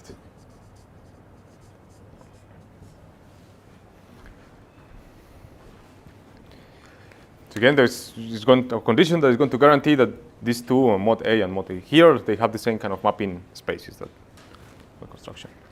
And the final one, well, I think that's something that we also mentioned for the solid one is that, well, we expect that the underlying ring to be complete as well.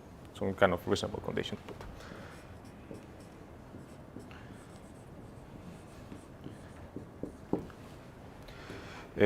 Maybe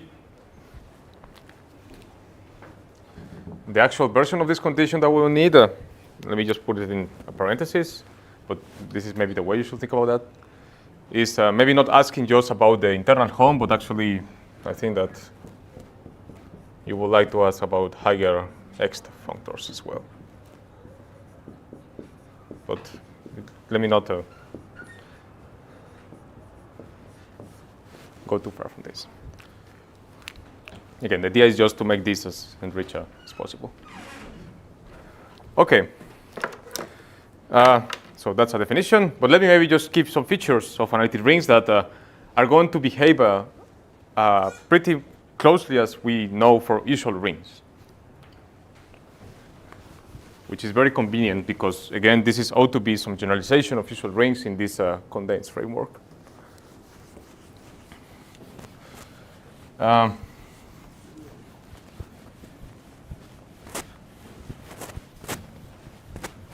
Right. So for that, the first thing that we need to define or to understand is what it means to be a morphism of analytic rings. So let me get a definition. A morphism. I don't like this sound.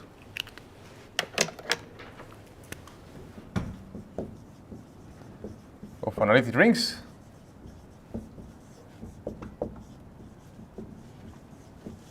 A going to B. Well, at least we should expect to have a morphism of underlying condensed rings. So it's a morphism of condensed rings. A triangle going to B triangle. But then, well, we expect some kind of compatibility between the categories of modules, complete modules between the two. So this is a condition that maybe is not too difficult to observe that is kind of wanted, such that any B complete module, let me call it M, necessary, is A complete when restricted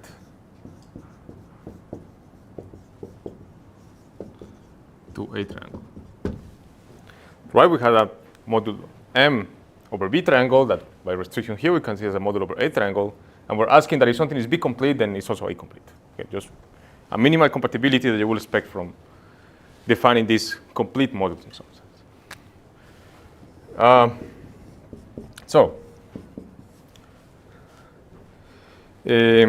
Right.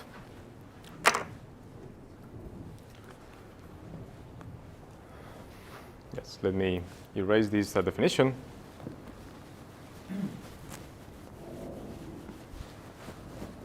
And let me start mentioning some properties of this category of modules.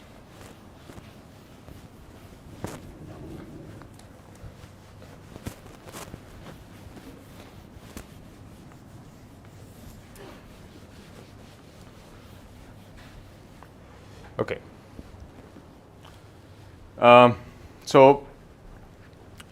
one of the first properties that one gets from the category of complete modules is that it has a complete tensor product. Recall that part of the motivation of all of this is trying to generalize the notion of a completed tensor product.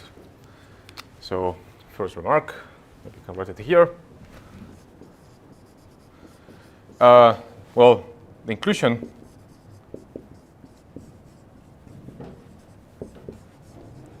of complete modules inside all modules has a left adjoint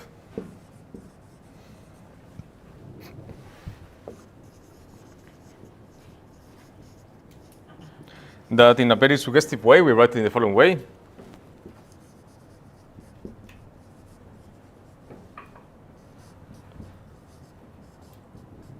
Which is again just pure notation, but the intuition should tell you that it's some kind of change, base change from mod A triangle to mod A. That we can call this to be the completion functor, similarly as we have for solid abelian groups. Some kind of completion functor.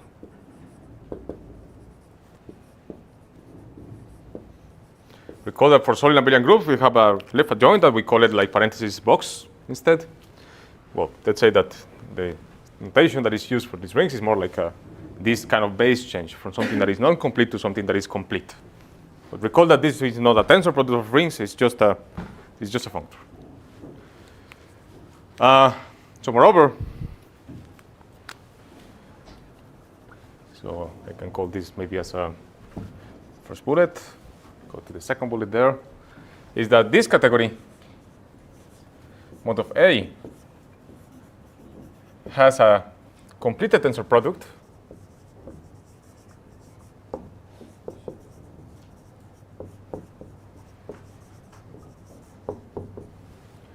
that we denote again in a suggestive way in this form. And the completed tensor product, it is going to be computed in the same way as we did it for solid abelian groups.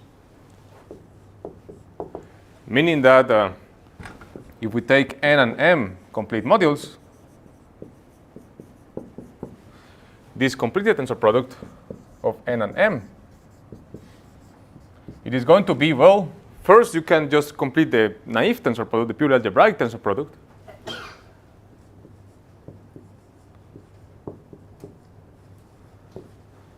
And then you can take completions, which was again the way it worked in the solid situation.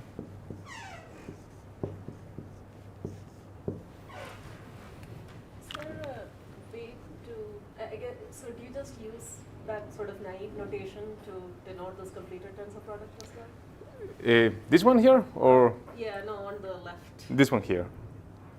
This one here. Yes. Right. So the idea is that to make also a notation that looks as suggestive as possible, so that we can keep the intuition that we have from algebra. And the point is that this one is going to be still a tensor product. It's going to be it's going to satisfy this universal property of bilinear forms as well in this situation. But for everything for things inside this category, let's say, for things which are like bilinear and A completed as this category. So it's still going to satisfy these properties. And it's going to at least formally behave just as usual tensor products behave. They just preserve co-limits in each variable. They send the right exact sequences to right exact sequences, and well, again, parameterizes this bilinear map. So this notation, again, is not the usual algebraic tensor product, but you should think of this as just a generalization of what a tensor product is, which is kind of, I don't know, symmetric one of those here. But fortunately, this tensor product is nothing but just the completion of the usual one. The usual one, again, inside this category of condensed modules, which is, well, maybe algebraic tensor product. So this is the same as saying that this guy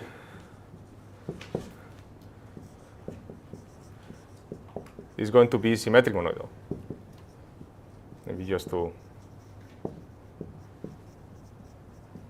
So basically, that it preserves the tensor product. It sends like the tensor of these two guys with guys here. Right. And finally, maybe another bullet, which is related with the maps in here, is that given a map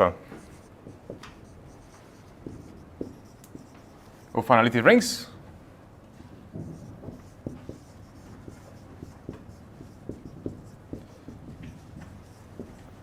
A going to B? Well, recall that by definition, this is a map of condensed rings plus some condition on B complete modulus to be also A complete. So we can actually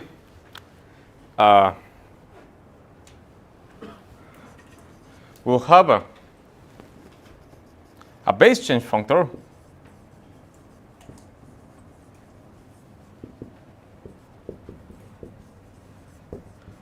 from modulus of A to B that, again, by suggestive notation, we also denote in this way. Let me maybe write down the diagram what this means. We have an usual base change just at the level of usual rings from mod of A triangle to this one.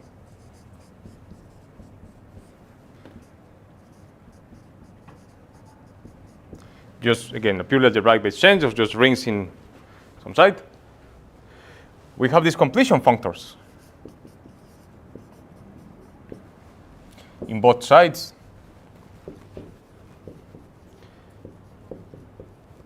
And then the claim is that there exists a unique way to define what is the reserve?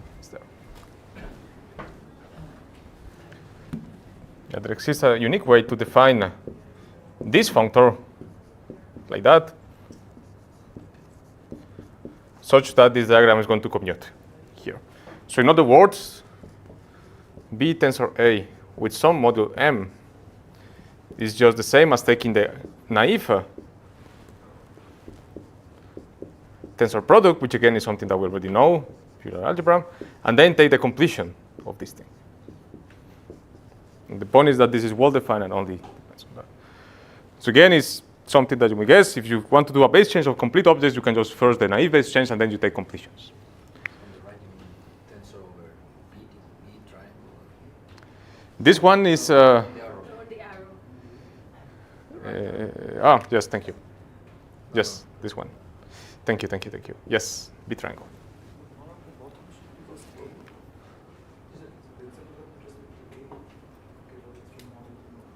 Sorry? No, it's fine. Okay. Yes, this is completely for B triangle.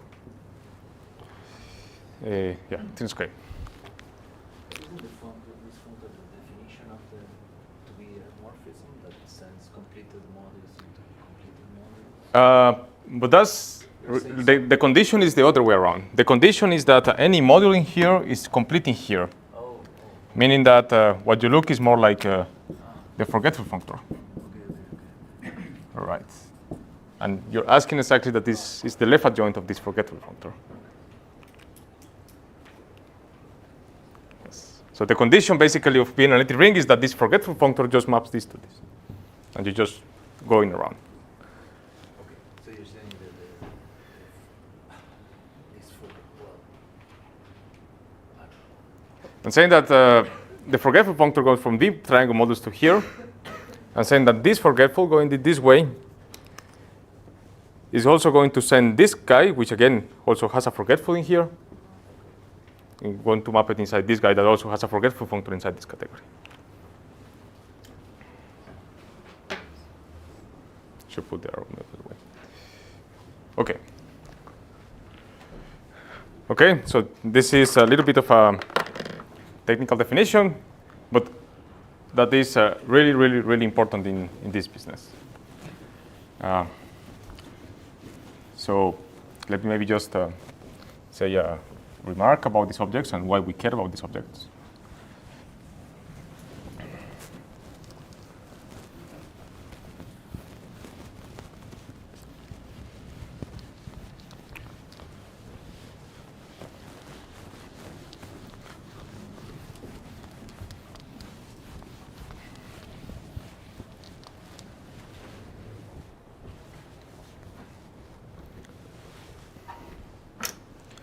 So, well, maybe first remark is that, as I mentioned, I think at the beginning of I think it was the second or maybe no, it was yesterday.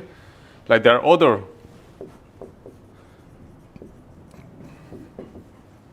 completed tensor products.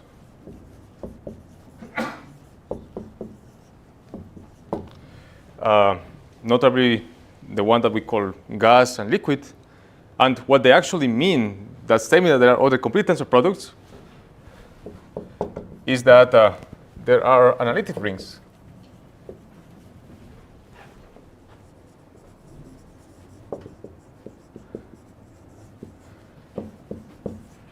Our gas, yeah, it's funny, QP gas, or our kind of liquid, depending on some parameter and so on.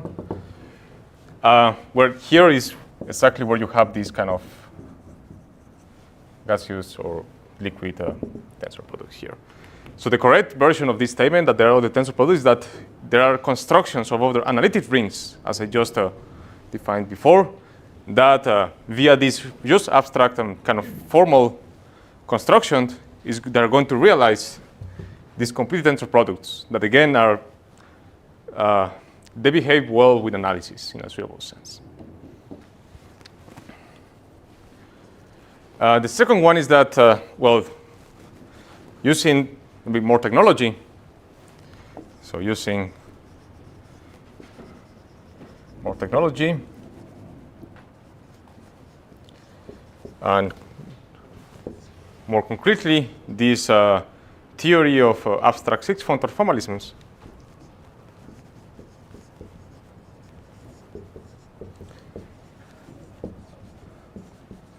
that I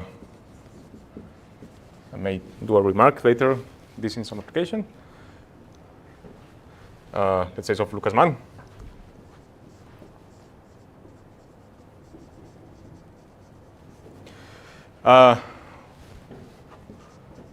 One gets access to the theory of the so-called analytic stacks.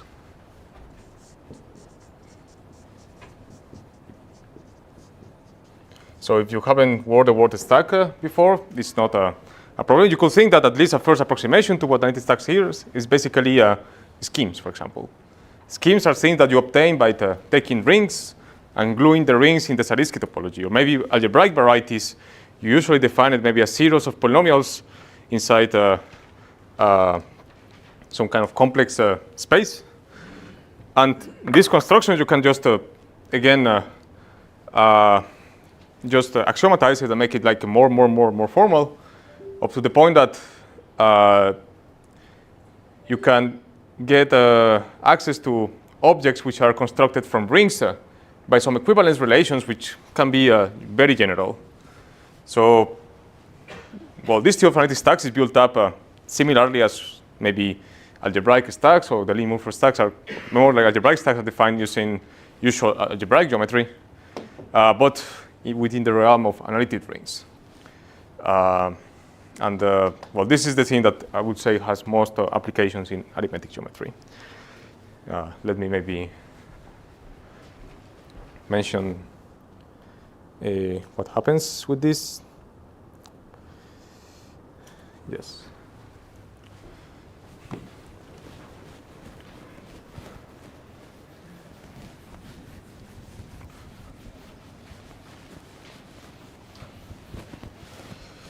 Well, maybe before that I should do another remark, which is that solid is actually an analytic ring. So let me say this remark, write down this thing precisely. So another one is that set solid defined as set, solid. Again, the integers with this category of complete modules is also an analytic ring.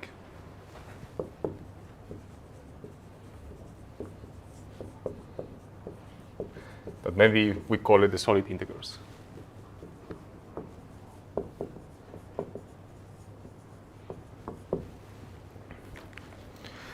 So as I said, the theory of analytic stacks, again, kind of a very huge generalization of what schemes or varieties are using analytic rings. They have several applications. So this one is black.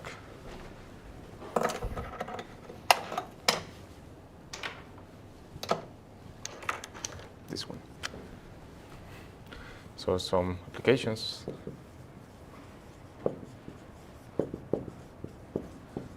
Of analytic stacks.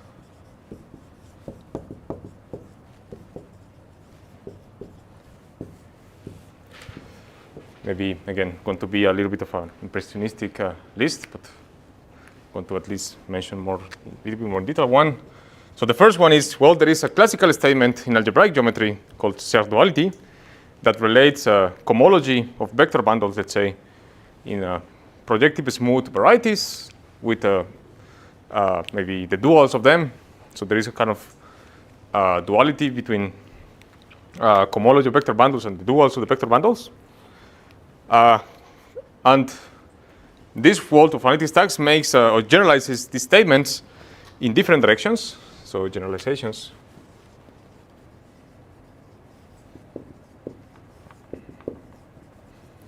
of the so-called Serre duality. In different directions. So one direction, which is actually not possible to do in classical world, is going to non-proper smooth maps.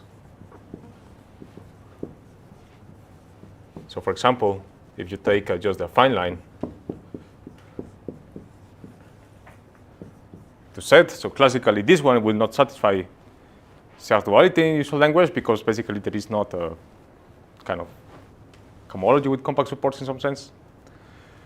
But also this notion of Serre duality, well, because now using analytic stacks, like say that maybe using this or a variation of any one of these complete tensor products or maybe the solid one, you can relate or you can embed complex manifolds, complex varieties, rigid varieties, static spaces like these fancy spaces that appear in analytic geometry, either complex or p-adic.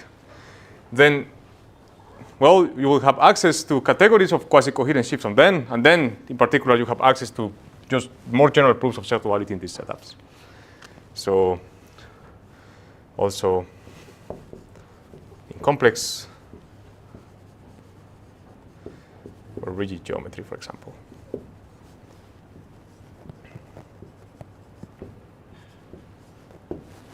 So something that before it was not clear that you actually could even do, because again, these ones involve actual analysis and not pure algebra. In particular, some vector spaces that show up, they should have some kind of analysis, but some kind of topology, but it was not clear how to keep track of this topology in just the classical language. And condensed math and this theory is going to solve this problem for you. Well, another kind of important source of applications of these things is that this theory of IT stacks provides new tools to construct cohomology theories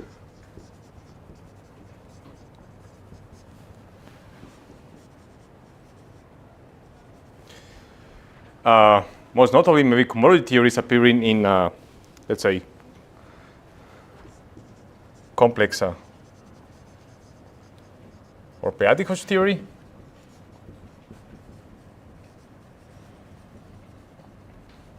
So for example, there is a work of Scholze on this, well, I want to mention this in a second, in this real local Langlands geometrization, the real local Langlands, where there are some construction attached to complex spaces that basically, when you take these constructions, you get an object in this category of analytic stacks, and vector bundles in these objects are some generalizations of some more geometric version of what a variation of Hodge structures is. So this language is really convenient to geometrize the cohomology theories that show up both in complex or maybe in p-adic Hodge theory. So in particular, for example, things like, so this is very helpful.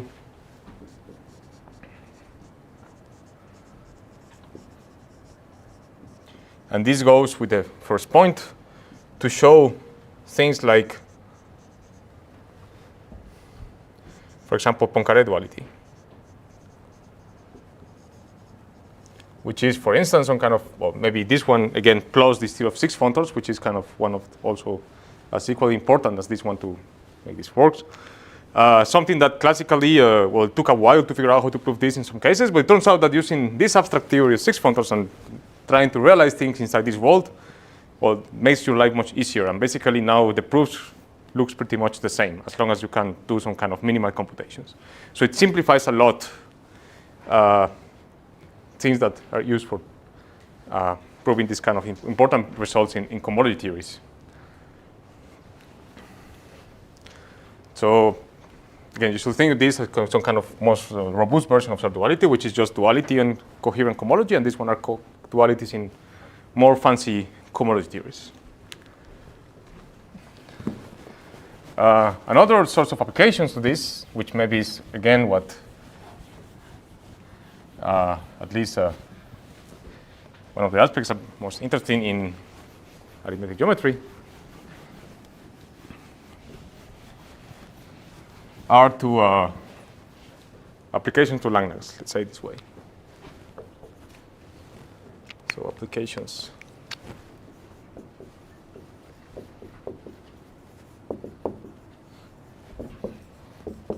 to the Lagrange program.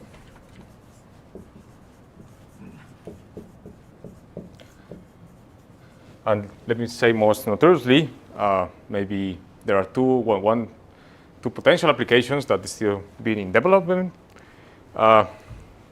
So which are this geometrization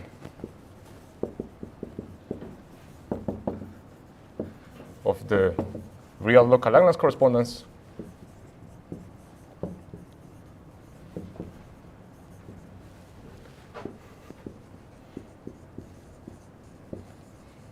by Schulze.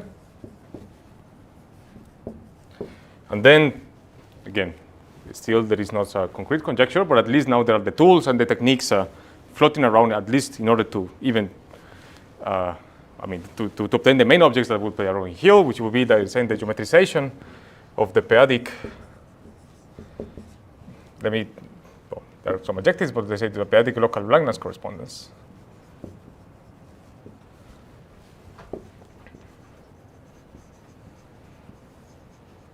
Which is maybe still too raw and too young, but this one at least has a small thing here. So again, if you haven't heard these words, it's not a problem. So the Lagrange program aims to relate Galois representations of, let's say, local fields or global fields. The local situation is about local fields. And representations of, let's say, the QP points of reductive groups in a somehow natural way, whatever natural means, which is not clear. And this geometrization that was a conjecture of Laurent Fargue, and then at least proven in the classical situation by Fargue and Schulze, at least stated that the conjecture of Fargue and Schulze, is a way to organize this correspondence in purely geometric terms, of some fancy objects that require, again, the use of robust techniques coming from p-adic geometry, like perfect order spaces, diamonds, and things like that. And many of these ideas of this geometrization also come from the work of Laforgue and Drinfeld and Benison, and all the people on the geometric Lagrange program. The one correspond to most like kind of a Lagrange correspondence, but for curves over complex numbers or curves over finite fields and so on. So something that's more like. And now with these tools, we also have hoped to have such a version for at least, well, this one is kind of well known, at least in classical sense. It's just all this work of Langlands and Arishandra and all the people trying to study real unitary representations. However, it was not clear that you could realize these things as cohomologies on some symmetric spaces in some sense. And this is something that this thing is going to give for you. In the p-adic Lagrange program, it's maybe more expected that you could realize the correspondence in cohomology of symmetric spaces. But basically, very little is known about this, just GL2 of QP by Colmes and Broil and Vascunas and other people. But now, at least with these tools, we have the hope that they could give something else, and they could at least gives some insights on what's going on. So again, this is just some impressionistic thing of what's going on with this theory. And maybe also have to remark is that inside these two applications, and compare also with this application, a lot of representation theory of different versions, both from real groups and from p-adic groups, shows up here. So a lot of representation theory in different shapes. So like real representations and so on. So analytic representations and things like that. Okay, so after doing this here, I don't know, just telling more or less what is going on, let me maybe focus in more something like that, and why condensed mathematics actually helps to at least generalize the problem in this direction. Okay, well, this one is also very interesting, but maybe stress more like what self-duality is and why it fails when you classically why it fails when you don't ask for something to be proper. Okay. So I should erase that one.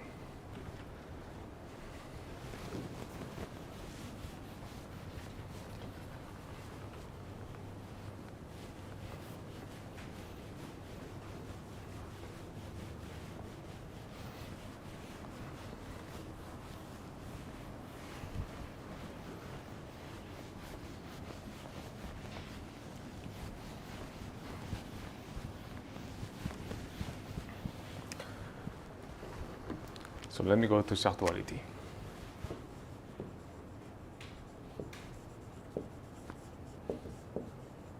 So first, let me recall the classical statement of self-duality.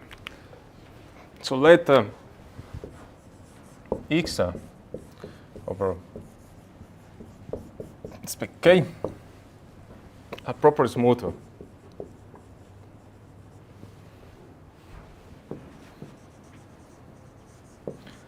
variety over a field K.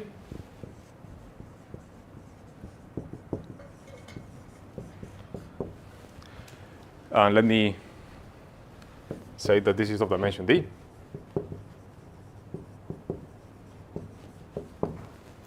Then self-duality is the following statement. It's a theorem.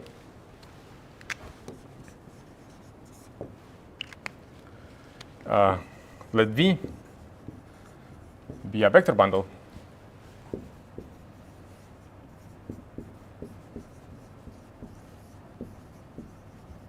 on X. Then self-duality compares different cohomologies. So then there is a natural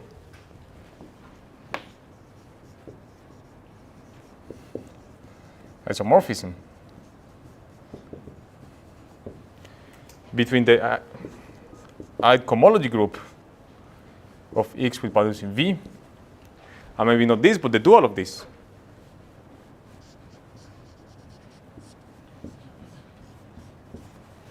The dual of the ith cohomology group with the H of T minus ith cohomology group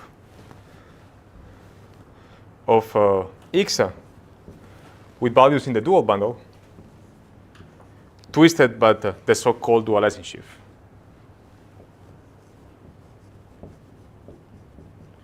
But this one is just the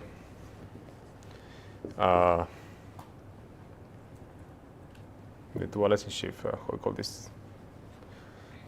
Well, this wedge D of the omega 1, and this one are just the differential forms.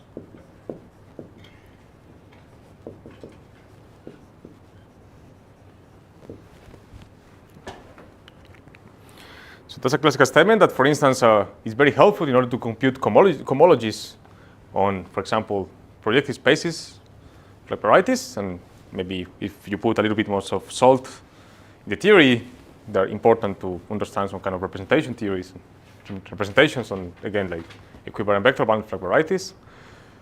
So this is a very classical statement that is relating non-trivially to different cohomology groups.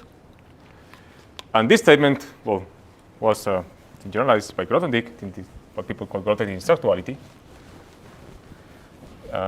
in a little bit of a more general situation. So, well, Grothendieck's idea that is also inspired from what happens in talc homology is, well, this is a statement about just vector spaces.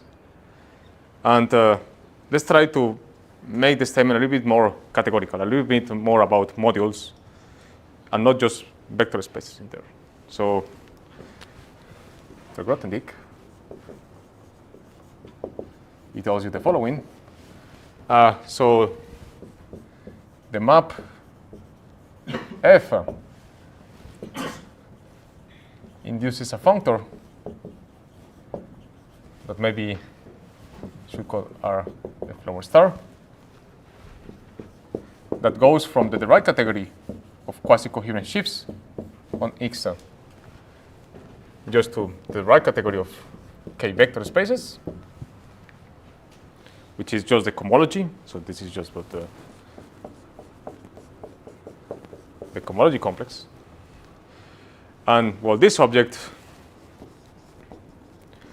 is that the right adjoint of the pullback functor, just the base change from K to X.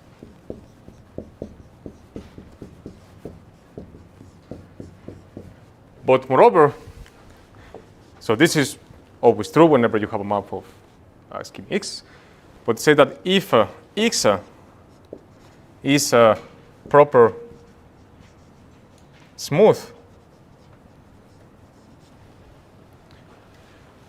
then this functor has an additional right adjoint.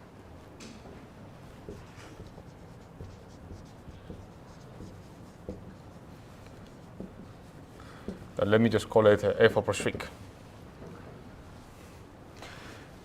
And this pullback and this right adjoint are related in a non-trivial way, meaning that this guy is isomorphic, naturally in a suitable sense, to, well, this dualizing shift that shows up in there, shifted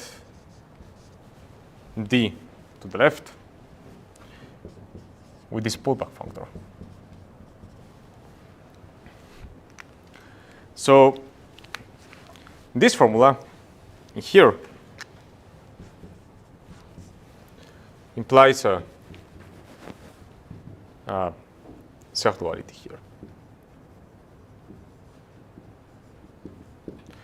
And the reason is that, well, instead of writing down the cohomology in these ways, what you should write down is more like, again, the dual of these cohomologies with values in K, whose cohomology groups are precisely these ones that you have in here.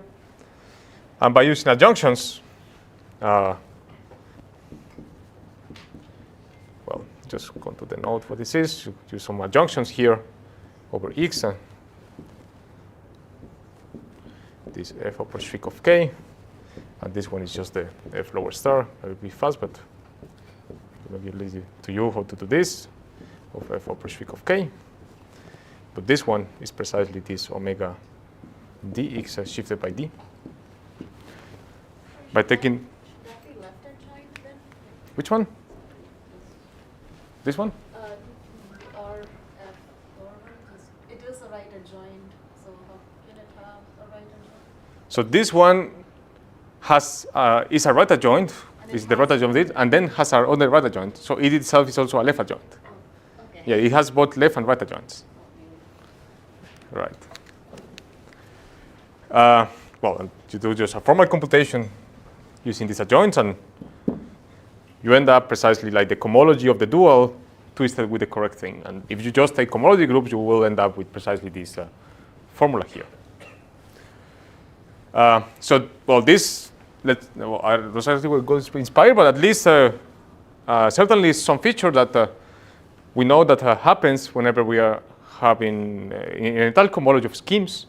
Whenever we have a smooth map of schemes, there exists some notion of cohomology with compact supports of the smooth map.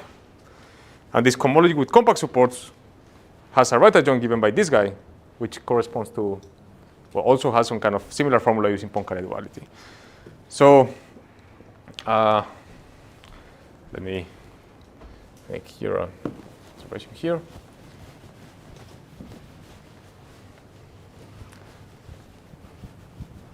Is that? I'm going to erase this in a second. In the type homology,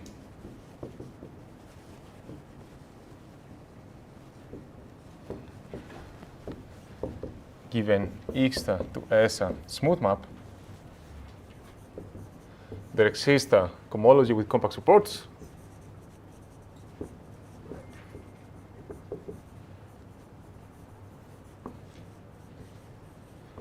functor that is called F lower Schwick. And this one, well, actually, they say it always exists, but in the smooth map, and it has a right adjoint given precisely by this F upper Schwick, that because it's smooth, it's isomorphic to, in this case, it's going to be the dualizing shift of K with the pullback, and this one is just some Tate twist. Let me not be specified.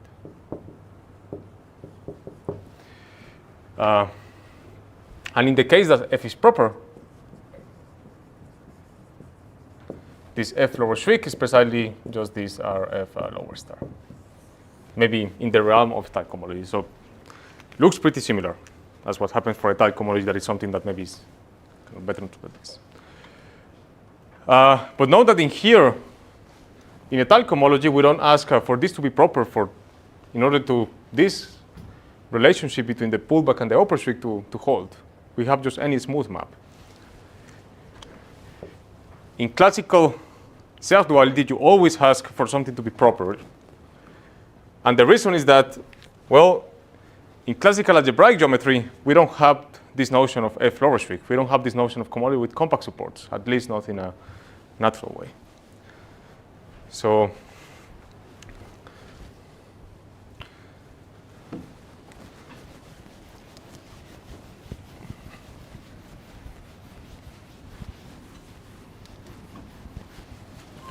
to generalize, so this is a problem. To extend the self-duality to any smooth map F from X to S, we need a suitable notion of homology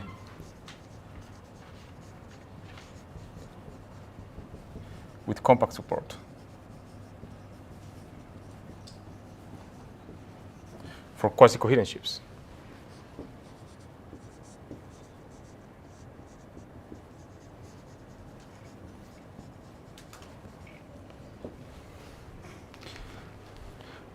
The problem is that, as I say, classical algebraic geometry is not enough to do this. And let me give an example of why this happens.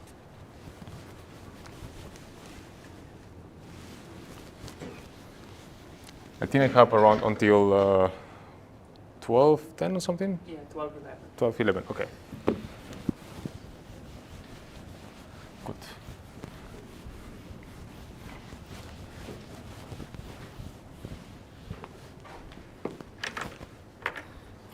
So classical algebraic geometry.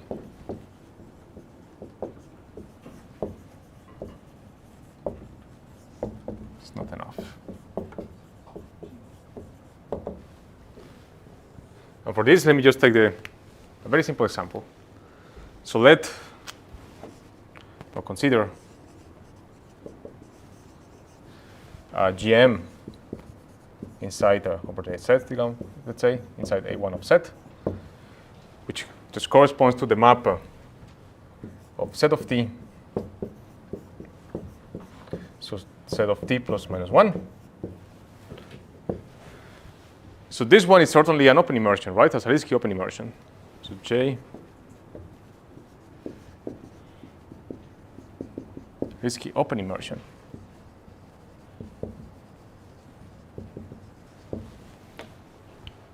And suppose that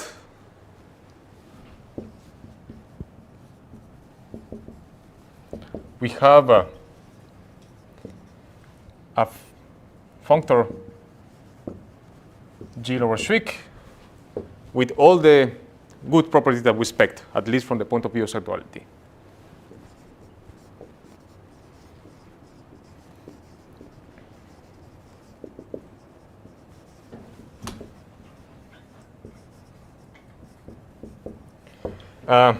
Then, well, this guy has a right adjoint, which is just, again, the upper Schwick functor.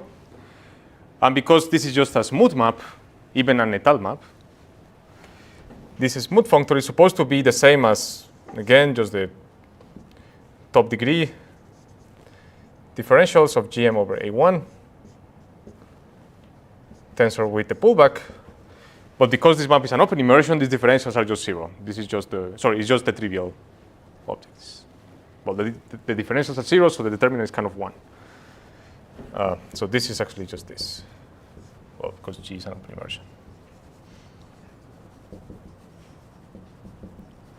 So what is this saying? This is saying that if we had such a functor, then the pullback that I just started calling F for some reason, I should call it J. The pullback functor is the right adjoint of this functor, because again, this map is just an étal map. Is a right adjoint. Hence, it commutes with limits.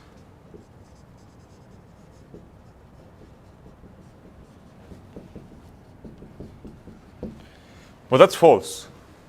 That's really, really false. And, well, I can just exactly write down why it's false.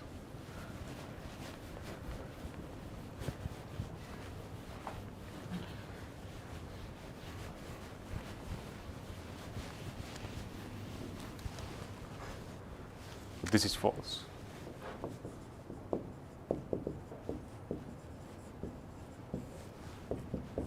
And for this, well, just take a random product of set of T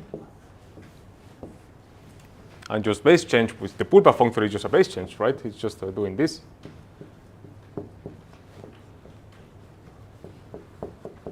And this is not, unless I is finite, the same as the product of the pullback of each of the terms.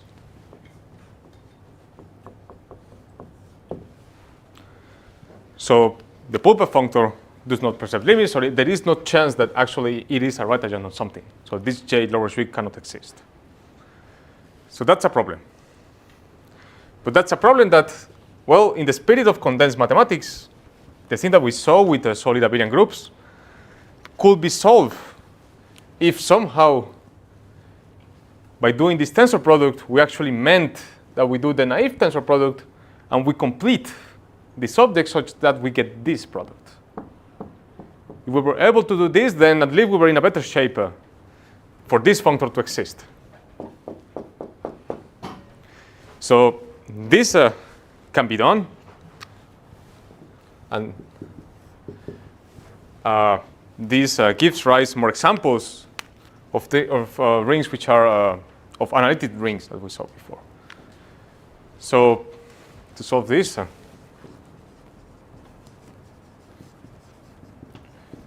we need the following definition.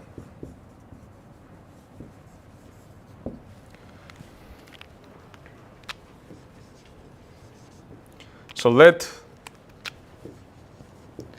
A be a ring. Let me just say discrete ring. So it's not going to be some random condensed ring. Let me pick an element A inside of A. Then a condensed A module M is say the A solid. So I think that would be A gaseous or something like that. If the following map is an isomorphism. The following map is an isomorphism.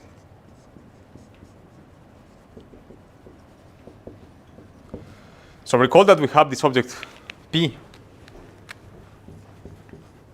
There was just this funny free object that parameterized null sequences that we mentioned that this object was compa-projective, and so it was very nice in order to define some completed conditions.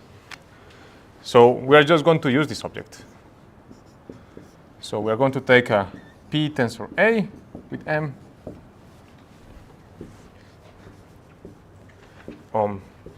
P tensor A with M. And recall that the condition that we used to define solid abelian group was that Y minus shift was an isomorphism that tried to reflect the fact that any null sequence was summable. Here we're going to impose is just a variant with A, meaning that any null sequence should be A-summable.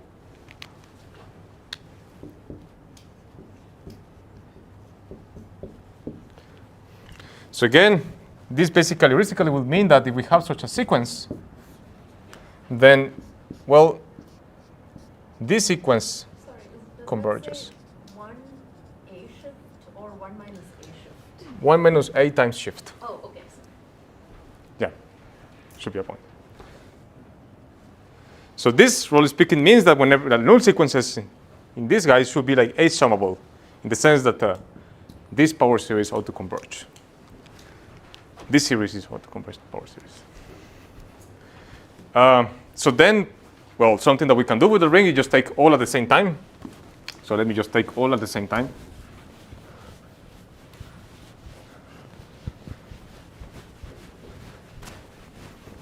I mean, yeah, let me just put, to be safe, maybe this definition as it is should be called A gaseous. But let me just call it A solid just to keep the same. I mean, as I say, like solid is going to be a particular case of being gaseous, and this is maybe the actual language that should be used, but do not mention more state of matter. Let me just keep with solid. Okay, sorry, I'm a little confused on the coloring. You didn't just do the blue for gaseous, did you? I mean, what it says that is using this name just to, well, maybe I just create more confusion right now by this comment. The real name of this should be A gaseous. Okay. But let me just keep with solid because with solid I can talk solid stuff. But the real name should be actually A gaseous. Like solid is a particular case of something gaseous somehow. Anyway. Right. So, more general, or moreover, M is said A solid if it is A solid for all A in A. So again, we wanted to complete this guy a little bit more. And we did it by imposing these kind of conditions. So let mod A solid be the category of solid A modules. And one of the things you can prove basically with the same proof that we did, or that same proof that was mentioned for solid abelian groups, is that this pair consisted on A and mod of A box is an analytic ring.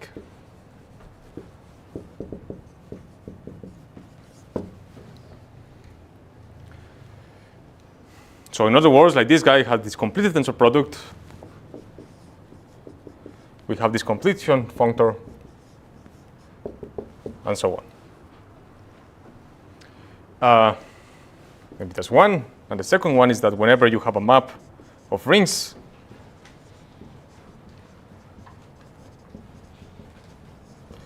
then, well, you also have a map of analytic rings.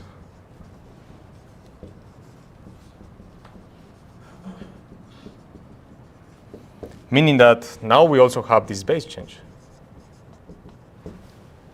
Like that. So why these guys are important? Well, these guys are important because they solve this problem. And let me state this in quickly. And after stating this, I just will mention what cert duality looks like, and maybe I'm just going to stop. So, well, recall that when we go to solid abelian groups, we compute the free solid modules in profinite sets just by taking the completion of the free condensed abelian groups. Here we can do exactly the same. And let me maybe do it just for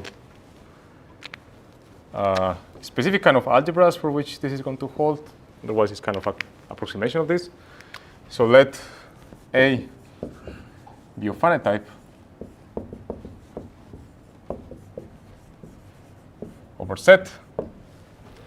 And let me write S as a limit of finite sets, of profinite sets. So then the A solid S, which by definition is just the solidification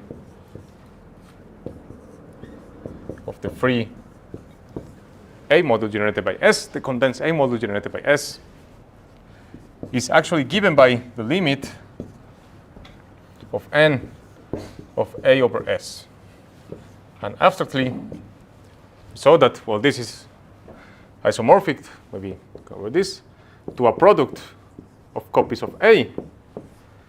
But also this can be computed as the dual over A of the continuous functions from A to A.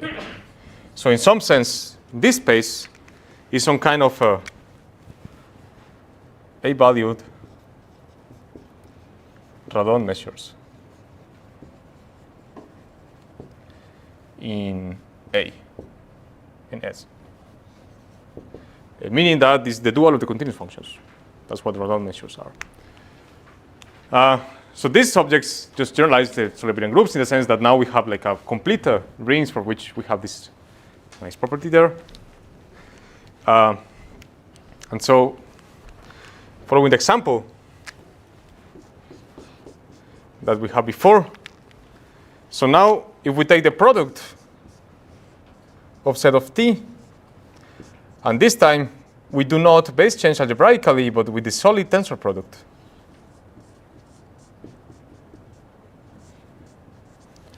Well, basically because the base change is going to send the free object to another free object. By using this kind of presentation, you can prove that this is actually just the product of this guy here. So indeed, this did the job of doing this complete tensor product. Now,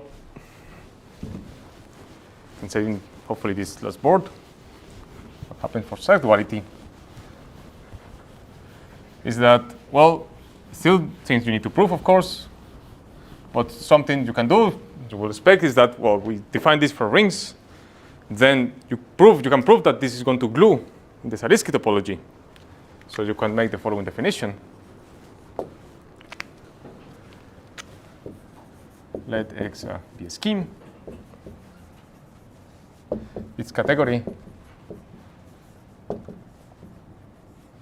of solid quasi-coherent shifts is given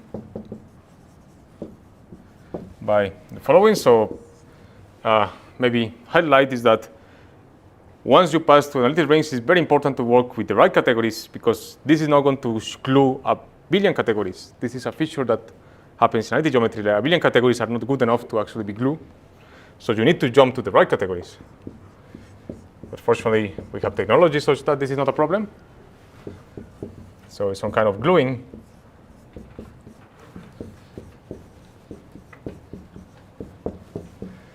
Of just the right categories of modules over some solid ring, but U runs over affine superspaces. And then you can state cert duality in the following way.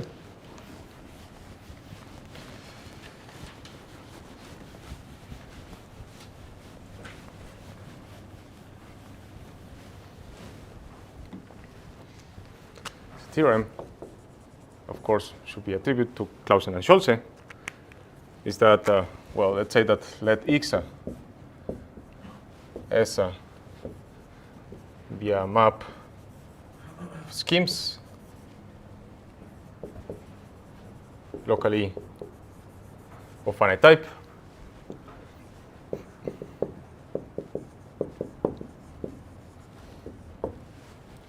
Then there is first there are like functors, pullback functors, and these push forward functors, maybe I should call left and right. But let me just erase left and right and just assume that everything is derived. This always exists. And shriek functors. If lower shriek, if upper shriek, that again, this one should be thought as some cohomology with compact supports. And if F is smooth, then this upper shriek functor is isomorphic, let me say, smooth of dimension D, to just the d power of the, to just the dualizing sheaf with the correct twistor tensor with the pullback. So this statement just generalizes to any smooth map between schemes, no matter if what is open or not, proper or not, and has the advantage that its proof runs essentially the same for rigid geometry, for complex geometry, and somehow is given by a more conceptual proof in the sense that the statement is divided in two pieces, one proving that has this kind of nice property, and the other one computing this sheaf. And both, let's say, both proofs, both parts of the proof, the first one is purely local, so you're first going to prove that this functor is going to satisfy, could be related with the pullback using in a purely local way, where you reduce to étal maps and maybe just a fine line, which is quite easy to handle. And then a computation of this that goes on a trick of Clausen that is using some kind of technique in geometry called deformation to normal cone. So, well, I could start saying most of this, but I think I'm already over time a lot, so I'm going to finish here, so thank you very much.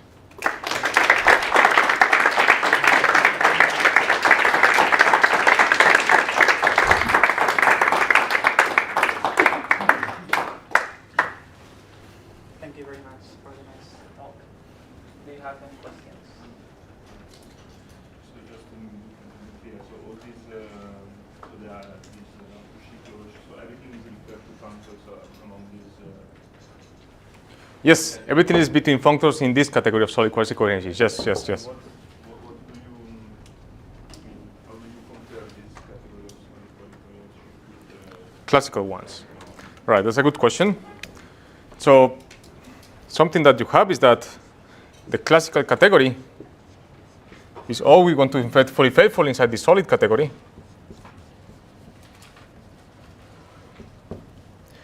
Maybe you will know that the pullback agrees always. Namely that if you take the pullback in here and then you embed, it's the same as taking just embedding on the pullback in here. This map agrees for quasi-compact, quasi-separated maps. So maybe not for all of them, but at least a large class of them, it exists, and it agrees the convergence here and here, so it's the same. This one is the same as this one when F is proper, and otherwise is basically not existent in this side. So this one is something that actually gives you an object which is in this category but doesn't lie in this category. So I think that an example of this will be if you take something like a fine line over set. I think this F upper shriek of set of T, if I'm not mistaken, should be given by some kind of functions, Laurent functions at infinity, divided by set of T, and maybe shifted by -1.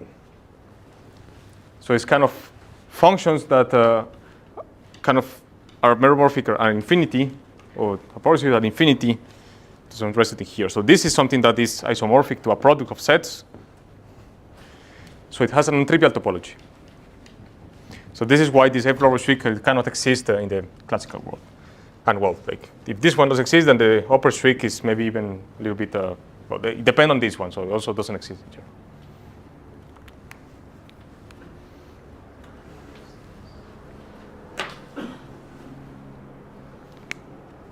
Not let's think. Go, go, go. Say that. You can say it. Wondering if this is constructionally compared, yes? So you can map between schemes, you can Yes. map between analytic.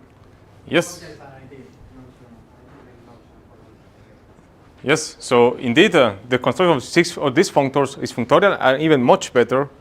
It not just stops in schemes. There is a whole 6-functor formalism of quasi-coherency for analytic stacks.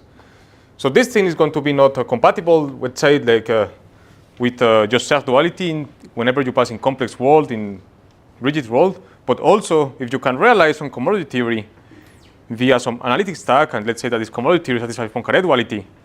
For example, this usual statement that try to compare Poincare duality and Serre duality via the Hodge decomposition and so on, they should be just consequences of the more general 6-functor formalism that you get in analytic stacks.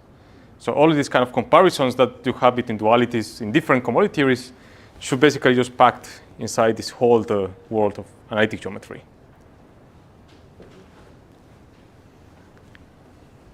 Okay, so now we can thank Juan for the nice talk.